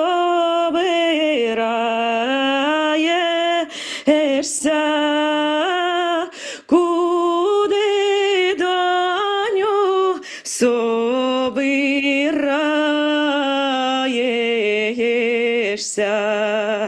що так біло умиваєш. So this is a traditional Ukrainian wedding song. This is period for this right now. So for those who doesn't know me, I'm actually we met before. So I'm Valentina Levchenko, a singer, composer, conductor from Kyiv, Ukraine, and we found out the idea to do this amazing project to connect generation of traditional Ukrainian singers who are still alive in villages and new generations, and to heal the chain that was broken, and to make to be a project that would combine all these elements and to help Ukrainian nation fall in love with Ukrainian music music as I do. So if everything is okay, I could give my words to my team. Thank you so much. Дякуємо, Валю. Далі я підхоплю. Отже, це Thank you, Valentina. I will continue. This is a documentary which talks about the heritage of Ukraine. And unfortunately, it is at the brink of disappearance. Why? Because the younger generation does not understand and has lost the links between the generations, and the younger generation is not interested in the heritage. And usually the older men and women, senior men and women, still remember these cultural traditions. So this is our mission, to travel in the several regions of Ukraine and to find and document the rare ancient songs and to unite the two generations, to actually restore the heritage. And our main conflict is to preserve the musical heritage and to make it known to the younger generation, which does not understand to the full the value of this heritage. There are lots of reasons to that, but superficially, I will tell you the following. Young people do not believe that it's trendy, that it's stylish, and we would like to prove that it's not true. It's not the case. And we would like to prove it to all the audience we are reaching. And we would like to engage the modern singers, current singers who are going to sing together with our heroes, so that the traditional Ukrainian song, which get a new aspect, a new, so to say, sounding, so that we will be able to demonstrate that it could be cool, stylish, and great. And we are also going to make a clip in addition to the video clip, in addition to the film. So as a result of the doctoring, which was very useful to us, and we would like to thank very much for that and for the assistance we've obtained, and actually it will help us to improve our concept. After doctoring, we have identified the main conflict, that the folk songs are at the brink of extinction, and the younger generation is not interested in the musical heritage. We will tell why, and we are going to struggle with the results of this, and we are going to tell about the traditional culture. Thanks to doctoring, we are going to unite in one episode several items, and we are going to focus on each region in each episode to give a better understanding of the atmosphere of this region, to better demonstrate not only the musical culture of this region, but also its day-to-day life and the differences between the other regions, and to demonstrate what unites various parts of our country.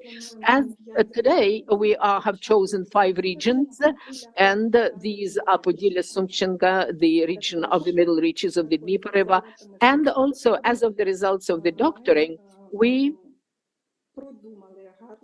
thought through the participation of a specially invited star, and we have allocated the place in the structure of the episode where it will be better to introduce this performer, this celebrity, and we believe that at present this will improve the structure. And I will tell you a little bit about the structure, not to waste too much time. It is this is about the mission, and then they tell about the current situation, and then there was a short explanation of why the episodes are going to be filmed, and what's most interesting will be in the episodes. At the beginning of the episode, there will be a historic reference of the regions which we are going to cover in this episode. Then we get acquainted with the main heroes, all the senior singers and the young representatives of the same village, and we are opening through there their interaction, the peculiarities of life of these regions, grassroots life. And we actually open the main conflict, so we visualize it, that there is no understanding, lack of understanding between the generations. And then the first block and the first performance, the first singing about the singing culture, and the heroes are singing a very special song for them. And we give also a very short historic reference, because there is a lot of sense in each song, which will be interesting to the viewers. And then we start the rehearsals, and here we are going to develop.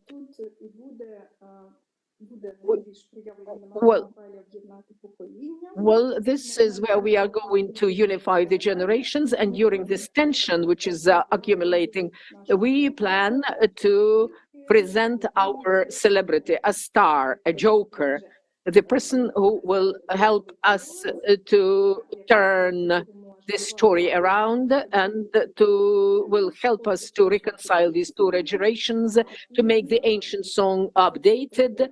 And all this brings about the situation that this song is being updated, and we actually give a fragment, and then we are preparing for the final presentation, and the tension accumulates, and all the participants are getting nervous.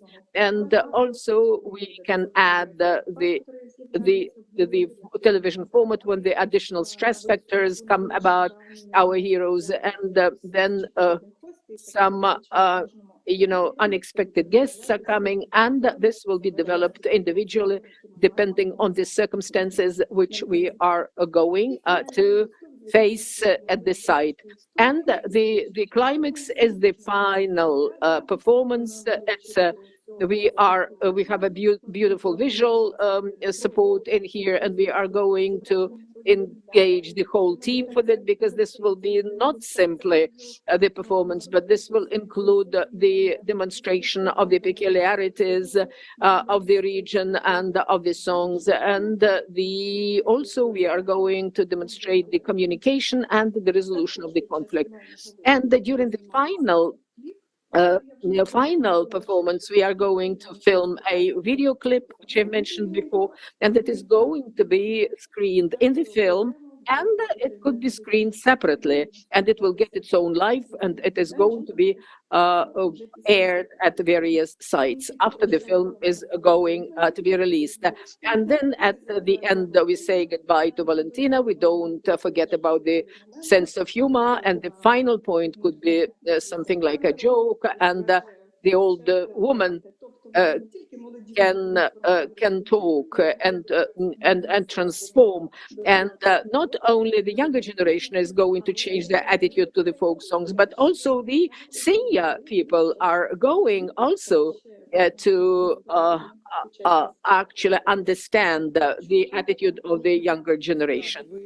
So you have used more time. Well, I'm sorry for overusing my time, but I've mentioned the most important aspects, and I'm ready to answer the question. We are going to ask questions now. I have a question, and this is the following. And please, the places where you are going to shoot, was there Russian occupation in some of these places?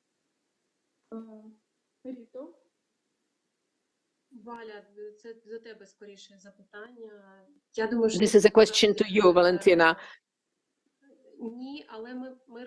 Not not exactly. We were looking at the eastern regions. Look, the difficulty is in the following.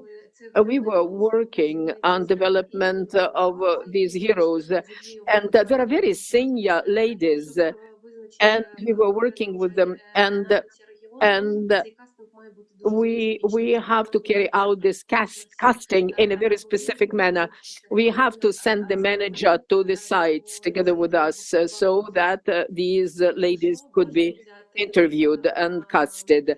And well, if it is necessary to take the regions where there was an occupation, we will be able to do that. I will add, it could be in Kiev region, but we are talking about the east. So after the events in Hurza, the sound has been lost. If we find in Kiev region such people, well, in the areas which was occupied, if it will be possible to do, we will do that. But if we are going to talk about the villages which were under occupation in the east, I don't think it will be a good idea. After the event in Hurza, it will be not desirable to collect a lot of people in one place there, because the place could be shelled, and we will take into account the safety and security. But we know that the regions which were under Russian occupation, the Russians there were trying to simply destroy everything which relates to Ukrainian culture. They were destroying the libraries, and they were destroying the museums, and they were destroying the cultural centers, everything. And now there is a feeling with the people that there is an enemy of Ukrainian culture which is trying to simply destroy it. And in your concept, it seems that the main problem is the younger generation, who somehow does not perceive the Ukrainian traditional songs, though there is no actually proof of this statement, I would say. Could you explain why you decided to choose this contradiction with some, younger generation which is not perceiving something? When we have a real problem, a problem of destruction, annihilation of Ukrainian culture and tradition, and a lot of these senior men and women who actually are the carriers of these traditions and songs have been killed, and they died during this occupation. So why did you decide that the main problem is something with the lack of understanding between the two generations? We are talking about Slobozhanщина. This is Kharkiv Oblast partially, and there we can also talk about the villages where the occupation was.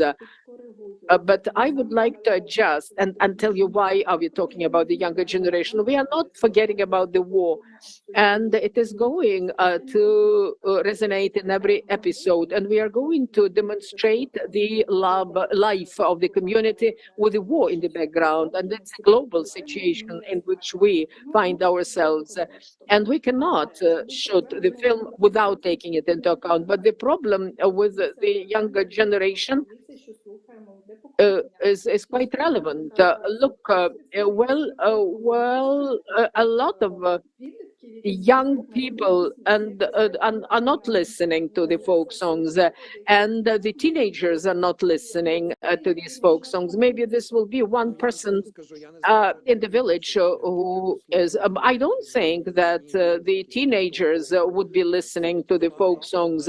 And these will be on top of the lists of the Spotify, but this does not mean that people don't like this culture, and due to certain circumstances, they would not be listening to these songs. You understand that after your film, people are not going to upload the folk songs, and they will become the on top of the viewing lists. But that's why we are engaging the modern performers who will help to update these folk songs and become them trendy. And there is Artem Pivovarov, who proactively is promoting Ukrainian classical literature, for example, the poetry in his creative activities. And thanks to this promotion, the verses of Shevchenko are being put to music, to the modern Ukrainian songs, and they are on top of the hit parades. And And well, my colleague would like to comment why it happened in my life. Because when the full-fledged aggression started and I was outside this country and I was singing together with the refugees, and no matter from what regions they were, it was the first time they were singing Ukrainian songs. And there is an archive which was actually attacked by cyber attacks. And well, if these songs die, this culture is going to die. The folklore is being transformed from generation to generation, and as long as these songs are being sung, the culture is being supported. But if nobody performs these songs, the culture will be lost. And these old women who are singing these folk songs, they say they don't want to learn from us. But when I bring my singers to the villages, they start singing together, and we are interacting with this older generation for 15 or 20 hours, and that changes the situation. The folklore and culture lives as long as we sing these songs and transfer it from one another. And if we, during this time, will create a important event when the younger generation is starting to sing together with the older generation, this will be a great event. And we will say that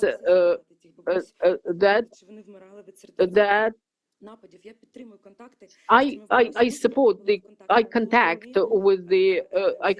the elder women with whom we were in contact prior to the war, and I know how they survived this occupation, and they continue singing, and definitely we think about it. But I would like to repeat that only through songs and the singing together, this culture could be transferred from generation to generation. Can I come in here? Because I feel like I'm partly responsible. I did encourage, I think the format has been improved, Alex, by adding in that conflict. And I think, listening to how you guys have adapted your pitch, I feel it's much more dramatic, it's much more exciting. I can really see it working as a format. And I suppose the balance is about finding communities that need healing. I think that's the key thing. And it's not showing communities that are divided. But as you say, Valentina, it's about suddenly this music and this culture it's all the more important that it's protected and defended. And what you're doing is showing, encouraging the transmission from generation to generation. So I'm just taking some responsibility for that. And I do think dramatically as a series, it feels like it really has really strong elements now to deliver an interesting and engaging program. Yeah. Thank you. Яропол хоче щось сказати. Доброго дня, Яропол Тимків, TCA. Яропол Тимкін from TCA. Thank you for your concept. And I, because we have a limited time, I would like to ask a simple question. You were talking about the celebrity, about the star. Who is the Monatic, Alona, чи Alona Kash? Who? We would like to engage we are talking with Kalush, and we would like to engage Krutsi. We also were talking to Ptashka, but we were not able yet to establish, contacts with her. And also we would like to engage the singers who, during the war, became famous, or they actually, but they actually were born as singers during this war. Thank you very much. You have used all your time, and thank you very much for your presentations and for the answers to the questions. You can go over to the YouTube and watch the next pitches. And now I would like to invite the next team, the team of the project, which is called The Journalist.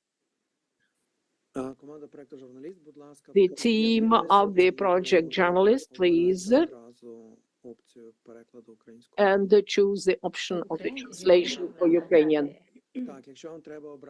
If you need to choose a translation, please push the globe and choose Ukrainians. Yes, thank you. All of you are here. Great, so let us start. You have 5 minutes for the pitch and 10 minutes for the questions and answers. Thank you. Good afternoon. I'm Ivana. I'm the producer of Felix Production, and this is my team, Ksenia, producer, executive producer, and I'm the director. And we are going to talk about the documentary project Journalist. This topic is very relevant for us, and because more than 70 journalists have been killed during the full-fledged aggression of Russia into Ukraine. And we would like to tell the story of our military correspondent, Alexander Makhin, and his bride, Anastasia Blishchenko, because Sasha Makhov is a very well-known journalist in Ukraine and outside this country. Starting from 2014, he was fighting in the front line, and he was covering all the events, and he was actually airing live and showed what the war looked like in reality. But in 2024, he has become a military man, starting from the full-fledged aggression, and he joined the military forces of Ukraine. And we were watching his programs, and we were listening to this program, and he was a person who gave a lot of information during the full-fledged aggression for us personally. And we actually watched how he proposed to his bride, Anastasia, and the front light in social media. But in a couple of days after he made his proposal to Anastasia, to his bride, he was killed. And his bride, Anastasia Blishchenko, in spite of her pain of loss, she also joined the military forces of Ukraine, and she is a military servicewoman, and she is in Zaporizhia.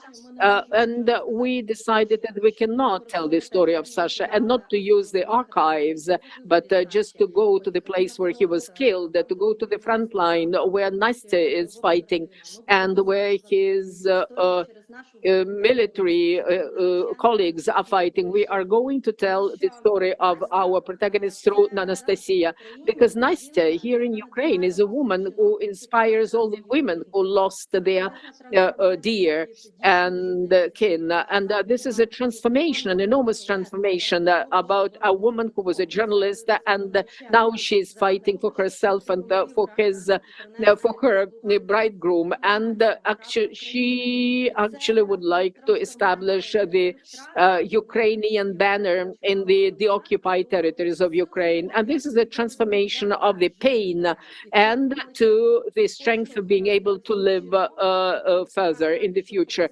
And this is an encouragement for women who lost a lot. And we want to demonstrate that it is necessary to continue living, and we would like to demonstrate it through the personalities, but not simply show the war in Ukraine, because when the history is being related through an individual, everybody actually feels the focus and feels the story as if it were his own. And we made sure of it, because if I lost a friend, for example, and was able to talk about him in my production, but Nastya lost his bridegroom, and she was able to deal with her pain and went to the war. And now, people are coming to us when we are showing the materials about Nastya. They are telling us that I have become stronger today, and this is psychological reflection for the women who not always understand what they should do in the future when they are losing their dear people. So we decided to create this production to preserve the memory about the people and the memory about our heroes who are alive and who have lost their lives. And this is our mission, and this is our goal. And through Anastasia Blishchenko, our main protagonist, we will be able to tell this story. And we will add some archive materials, and we will show how Sasha is supporting her now and has an impact on her now, and how, due to this loss, she's going to she's continuing her inner struggle as a woman, and also she is struggling for liberation of this country. It is possible to kill a person, but it's not possible to kill the memory. Well, more than 2 years have elapsed since time when Alex Kurtanic has been killed, but people are learning about him and talk about him up to the present.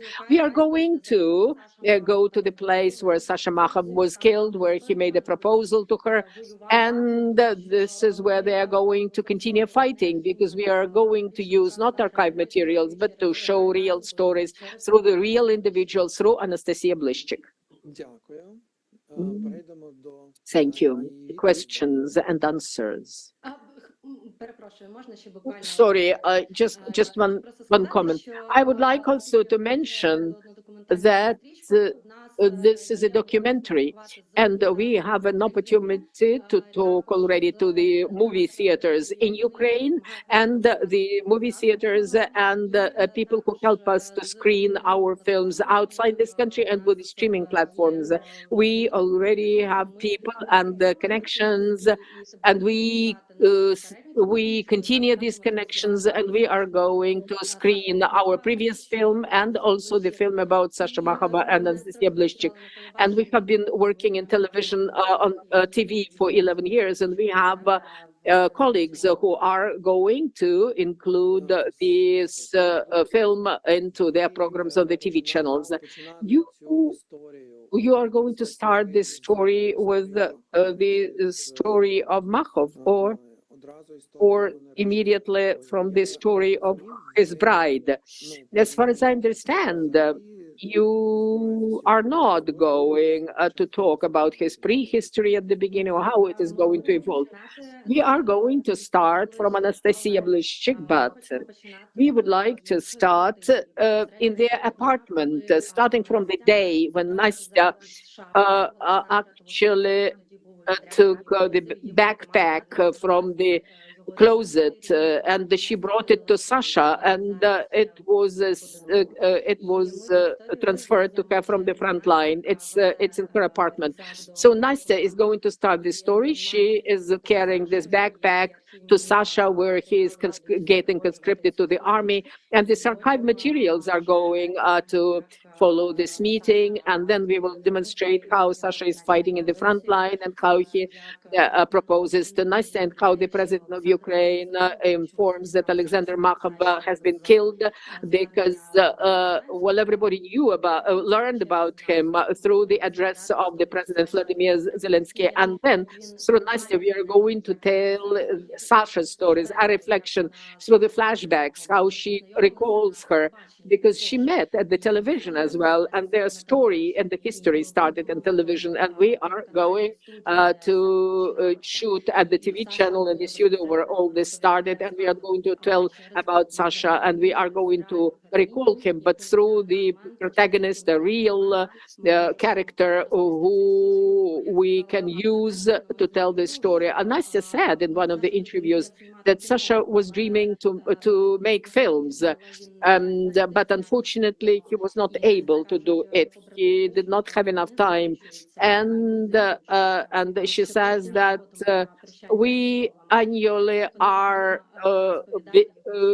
burying our colleagues in the front line, and not everyone can tell his story, and he was not able to do it, so his friends in combat and his bride are going to tell this story. Do I have any questions? Yeah. No, I mean, it's great to see. It feels much clearer and much more engaging, I think.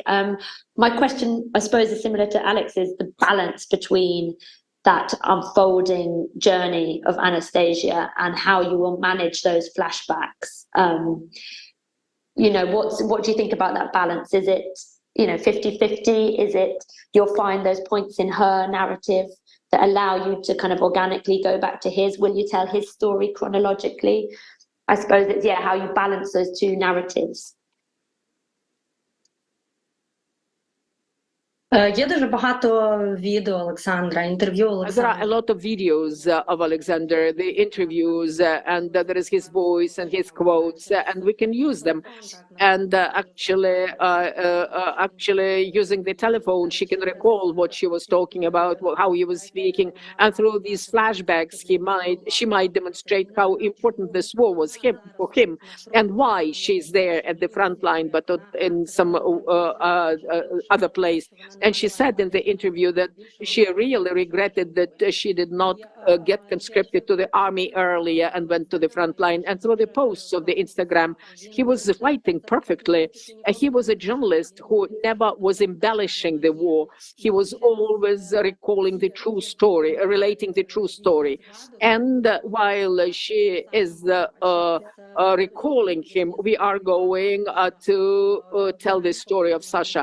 And also he died together with his colleagues in the front line, and we are going to interview them.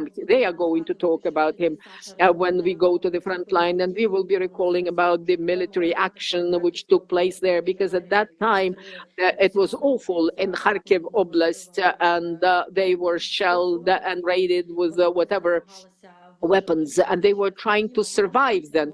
And through these moments, we are going to tell his story. But the emphasis is going to be put on our main character, Nastya. When we actually discussed it with you, we decided that she is the main character in this story, because she is telling about those who have died, because they cannot tell their stories anymore. And that's why, thanks to this process, we will demonstrate her transformation, which is very important for our generation and the present, and even for the foreign viewers who are watching these films, and they can understand maybe through personalities how painful this war is for us. I cannot tell you in the percentage rates or ratios, but mostly we are going to share the emotions of Nastya, and by her gestures, by her body language, by her, like verbal language, we will tell what Sasha was, because we respect them enormously, and this was a huge loss for them, for us, and we would like to preserve his story, the memory of his, and we would like to tell this story about Nastya, because her story was inspiring, and sometimes when I was too exhausted, I was looking at Nastya and I understood that she's holding on, and I was holding on as well, and I understood that the story related through Nastya will be very important for the others. Yeah. Thank you.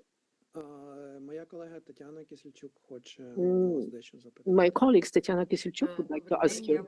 Good afternoon. Thank you for your project. It's very important. And could you please tell us, if I remember correctly, you also in your application wanted to also tell a story about mothers, Sashko's mothers, who stayed in Lugansk Oblast or in Lugansk. When then I was reading the updated application, you are changing the story from Sasha to Anastasia, and you would like to decrease the number of the archive materials. So I have two questions here. First of all, whether you are going to keep the story about the family, because it's very important in Ukraine at present, and whether you are sure that you would like to decrease the archive part of this project, because all of us know how Sashko was speaking and how it is important to see more of him in this film. Thank you for this question. We would like to keep the story of this family. Simply, it is going to be like in real time when we are going to call the parents, and we will see what is the response of his mother, what she's going to say, and what she's going to think then. And we would like also to call her from the place where Sashko died, so that we will tell her where we are. And Nastya was calling her, and we would like also Nastya to call her in the movie, so that we can demonstrate the communication which takes place, and what different views exist in the family. Because as far as we know, when Sasha was killed, and his mother was called, she said that all of us, well, we are guilty of it, all of us, ourselves. And we are going to keep this story in the film alongside with other lines. We are not going to decrease the number of the archive materials. At the beginning, we thought that we will build this story based on the archive materials. Like in Felix, for example, we started from the archive materials and then we added a real shooting. But here we would like to use these archive materials so that they will be justified. So we would like to watch them on television. Okay, I just understood what you mean, and let us save our time. Is it maybe Easy has other questions? No, I don't. No, that sounds good. Yaropol Timkin would like to ask a question. Good afternoon. I'm Yaropol Timkin from TCA.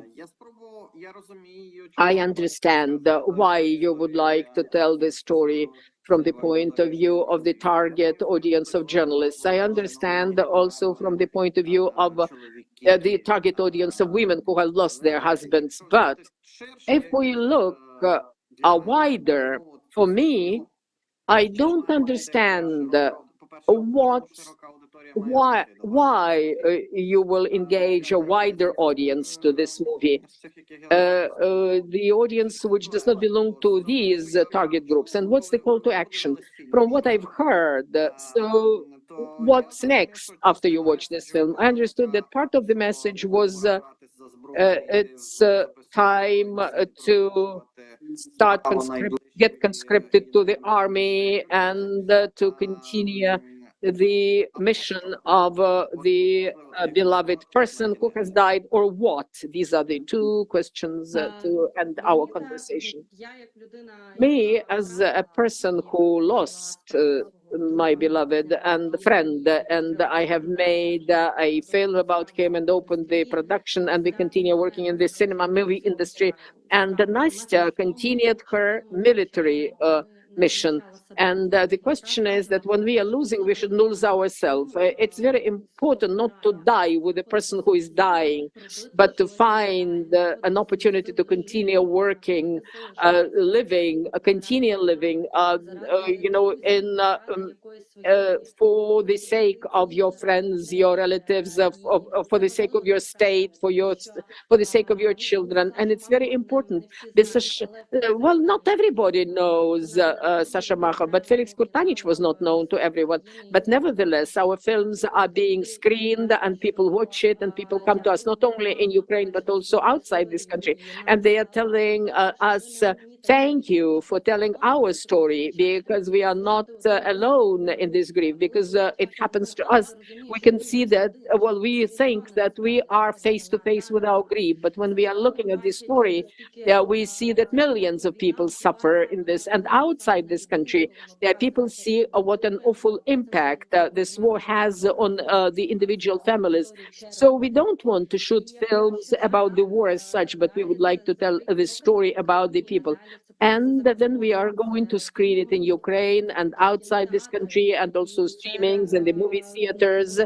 And this is the message which we have to carry to the people. We have to remember the people who give their lives, because lots of people are being killed, and quite often we forget about it. But we have to preserve this memory so that the children at school, and this is important, will remember who gave their lives for them. And when the child is watching the Felix project, they come to school, to their classmates, and they are telling that they actually saw the film about Felix Kurtanich, who gave his life for Ukraine. And we are going to screen this film at schools as well. And we would like to actually screen this film in the schools as well. And it's not about calling people to go to the front line. It's about continue living, and so that you remember those people who gave their life for Ukraine. And this is our history, and that's very valuable. I mean, can I just say really quickly as well? I mean, a love story is something everyone can identify with, isn't it? I think that's what, you know, comes across to me as well. You know, it's not just women who've lost husbands or loved ones. It's, you know, anyone that's loved. I think we can all identify with that. Thank you, Izzy. Так, я просто щиро бачила жінок, які I втрачають saw women who are losing their husband and lose themselves. And when I am attending these funerals, and there are a lot of friends among those, and I can see how difficult it is for them, and I can see that these stories affect the women. And the support is very important, and the support not only of the relatives and friends, but also to understand that they are not by themselves, and that it's very important for them to understand that they're beloved, are being remembered, and their lives, which they gave for the sake of Ukraine, are being appreciated. And the love of Nastya Tumacha was demonstrated, well, actually demonstrated in going to the front line and to hail the Ukrainian flag and banner in Lugansk, which is occupied by the Russians now. And actually this really impresses me very much as a man, that people can do anything for life. Nastya went to the front line because it was very important for her beloved. That's why she did it. But in every family, there is its own story, which was important for the people they've lost. We cannot talk about the huge audience because there are segments. Some people like Marvel, some people like comedies, some people about people who are related to this war actually believe that this story might be important, and we have to support these people. Thank you very much for the presentation. We have used too much time. Yeah, and thank you. Thank you. So you can continue watching us in YouTube, and tomorrow you will be able to see the presentations by your colleagues. So, well, and the final team of the project from Steel.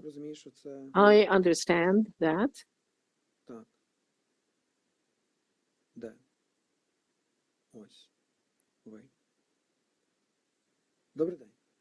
Good afternoon. Good afternoon. Are all of you here? Чудово, у вас є 5 хвилин. Great. You have 5 minutes for your presentation, and then 10 minutes for questions and answers, please. Thank you.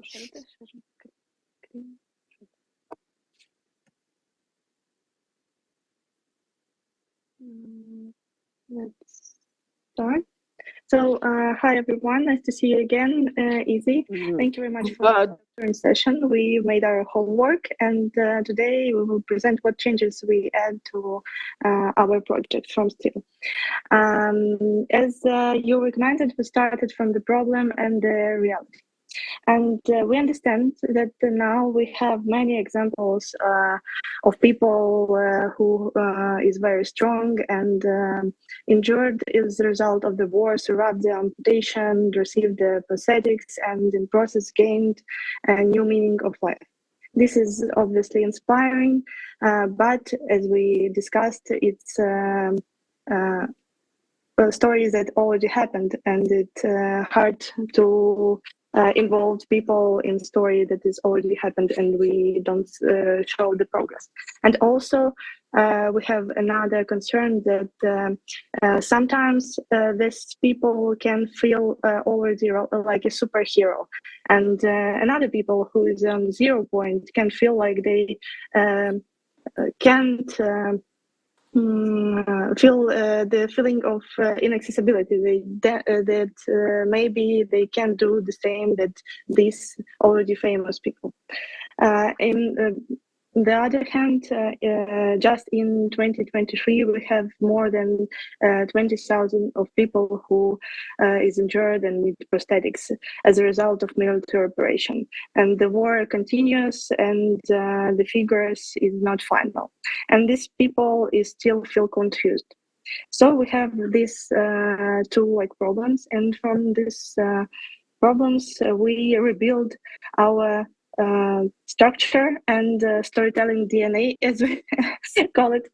We will have now 2 main lines First main line is the person who now on the, like we call it, 0 point, and with whom we will go through this way of the transformation from the 0 point to the place with the victory when he is transformed. And side by side with him will be our mentor, is the supporting line.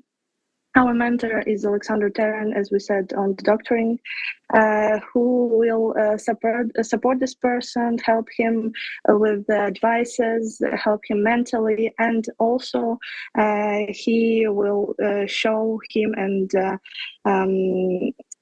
show him another people who struggled maybe with the same problems that our main character, and in this way we can add for a little but another interesting stories of the another persons who have been going through the same ways. And between these main stories, we will have the stages of transformation of our protagonist from despair to acceptance, the victory. It's side by side together. They will go through all the process from the injury to the taking new prosthetics, and we want in the end have some victory for this particular person. We already have two potential protagonists who will meet at the medical centers that we visited with Alexander also and our team. For example, it can be also Alexander, his name is 33 years old guy who was working in IT sector and was injured and have all the opportunity of the world in front of him, but when the war started, he, as our mentor Alexander, came to the war, have been injured, and now he's in the hospital. He just have his surgery amputee that amputated his leg, and now he is actually on the 0 point. What to do next?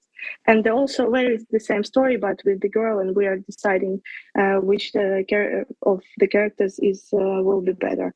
And here our mentor, he's our man on a mission who have his inner mission. Таня, I'm sorry, I have a technical question. Таня, в тебе не міняються слайди презентації. Все одно перший слайд нам тільки видно. Можеш перевірити, будь ласка, доступ? Your Sorry. The slides are not being changed, and that was the comment. Yes, we see, but you have also run out of time. And it was the last slide. Our mentor, man on the mission, who will go side by side with our main protagonists and help him to overcome the problem, and our viewer will see all of the difficulties and their overcoming on the screen. Thank you. All right, thank you very much. Now on to questions from Izzy and from my colleagues. Firstly, it's great to see. It really feels like it's got much more clarity. Do you think you'll film with just one person, or from the beginning, or do you think you have the capacity to film with, start filming at least with a couple of people and see where it goes? Yeah, sure. In our schedule, we add the development stage, and we are planning to try to film with a few heroes and then choose one of them, or we will see how the story will be uncovered and decided which is the most suitable for our mission. Or if two might work in the end, mightn't they, if they complement each other or very different? But we don't think that it's not useful, because we are planning to make a big also marketing campaign for support this film, and add some additional digital materials about the stories of another people. With this video will answer the questions that we have in society, how to talk with the people with injuries or the people with the prosthetics.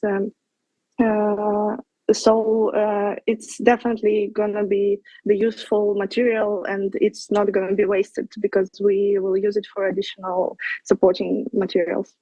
Right. Yaropol Timkin has a question. Доброго дня. Дякую за Good вашу afternoon. Thank you for the idea. And Yaropol Timkin from TCA. And I would like to ask several questions. As far as I understand, you are talking about the military servicemen and why you have focused on the military servicemen, but not on the individual who suffered as well and whose legs were amputated, but this was a civilian person. And there is this second question. This is a very, very popular topic at present. There are a lot of materials about such people, short materials, and how your product is going to be different from those short coverages, and why it is going to be more interesting, and why people should go and see it. And when they see the film, what is the message for them? And maybe there is some call to action. What do you think they would start doing or stop doing after have watched your film? I will start, and maybe my colleagues will continue. First of all, the question about the selection of the protagonists. We had a long list of protagonists in the first proposal. It was the person from the first responders and the old woman who lost the leg as a result of the shelling. But during the doctoring, we were saying that all these stories and those which you can see in various articles and video materials, well, this is a very popular topic. They have already happened, and we are talking about the previous experience. But here we decided to use the protagonist who is going through this transformation live, and our viewers are going to watch it, and we will see his real emotions and change of the emotions. And this person is going to relate his story and his experience. And that's why the documentaries are much more emotional, and they have a more emotional impact on the viewers than articles. And also you can see this transformation live. Why we decided to use a military serviceman? Because this story is about the military serviceman more. But we, as I've told in your presentation, we would like to add the other hero, characters. He, for example, we will be talking about people who wanted to go in for sports, but he won't be able to do some sports. Maybe you've heard the story about a small girl. She was a gymnast, and after the raid, she lost her leg, and now she is participating in the sports competitions.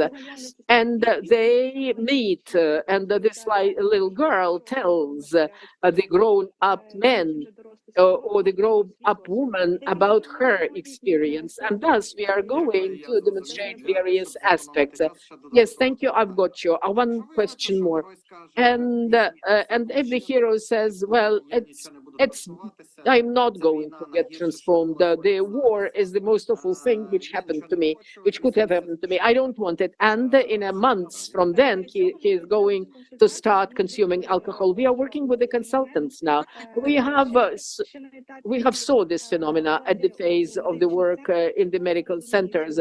The psychologists understand which individual is more apt to accept the mentor help and which people are not apt to it. So we will start working with several characters, and we will choose the one who has more prospects to really satisfy our goal and mentoring session. It is important to demonstrate transformation of the individual who was able to do it and get transformed and would demonstrate the changes for the better. And this will be an example for the others who is moving in this direction. Because the stories are different. Some people get broken, and some people really come to the phase of winning himself and accepting himself as a new person.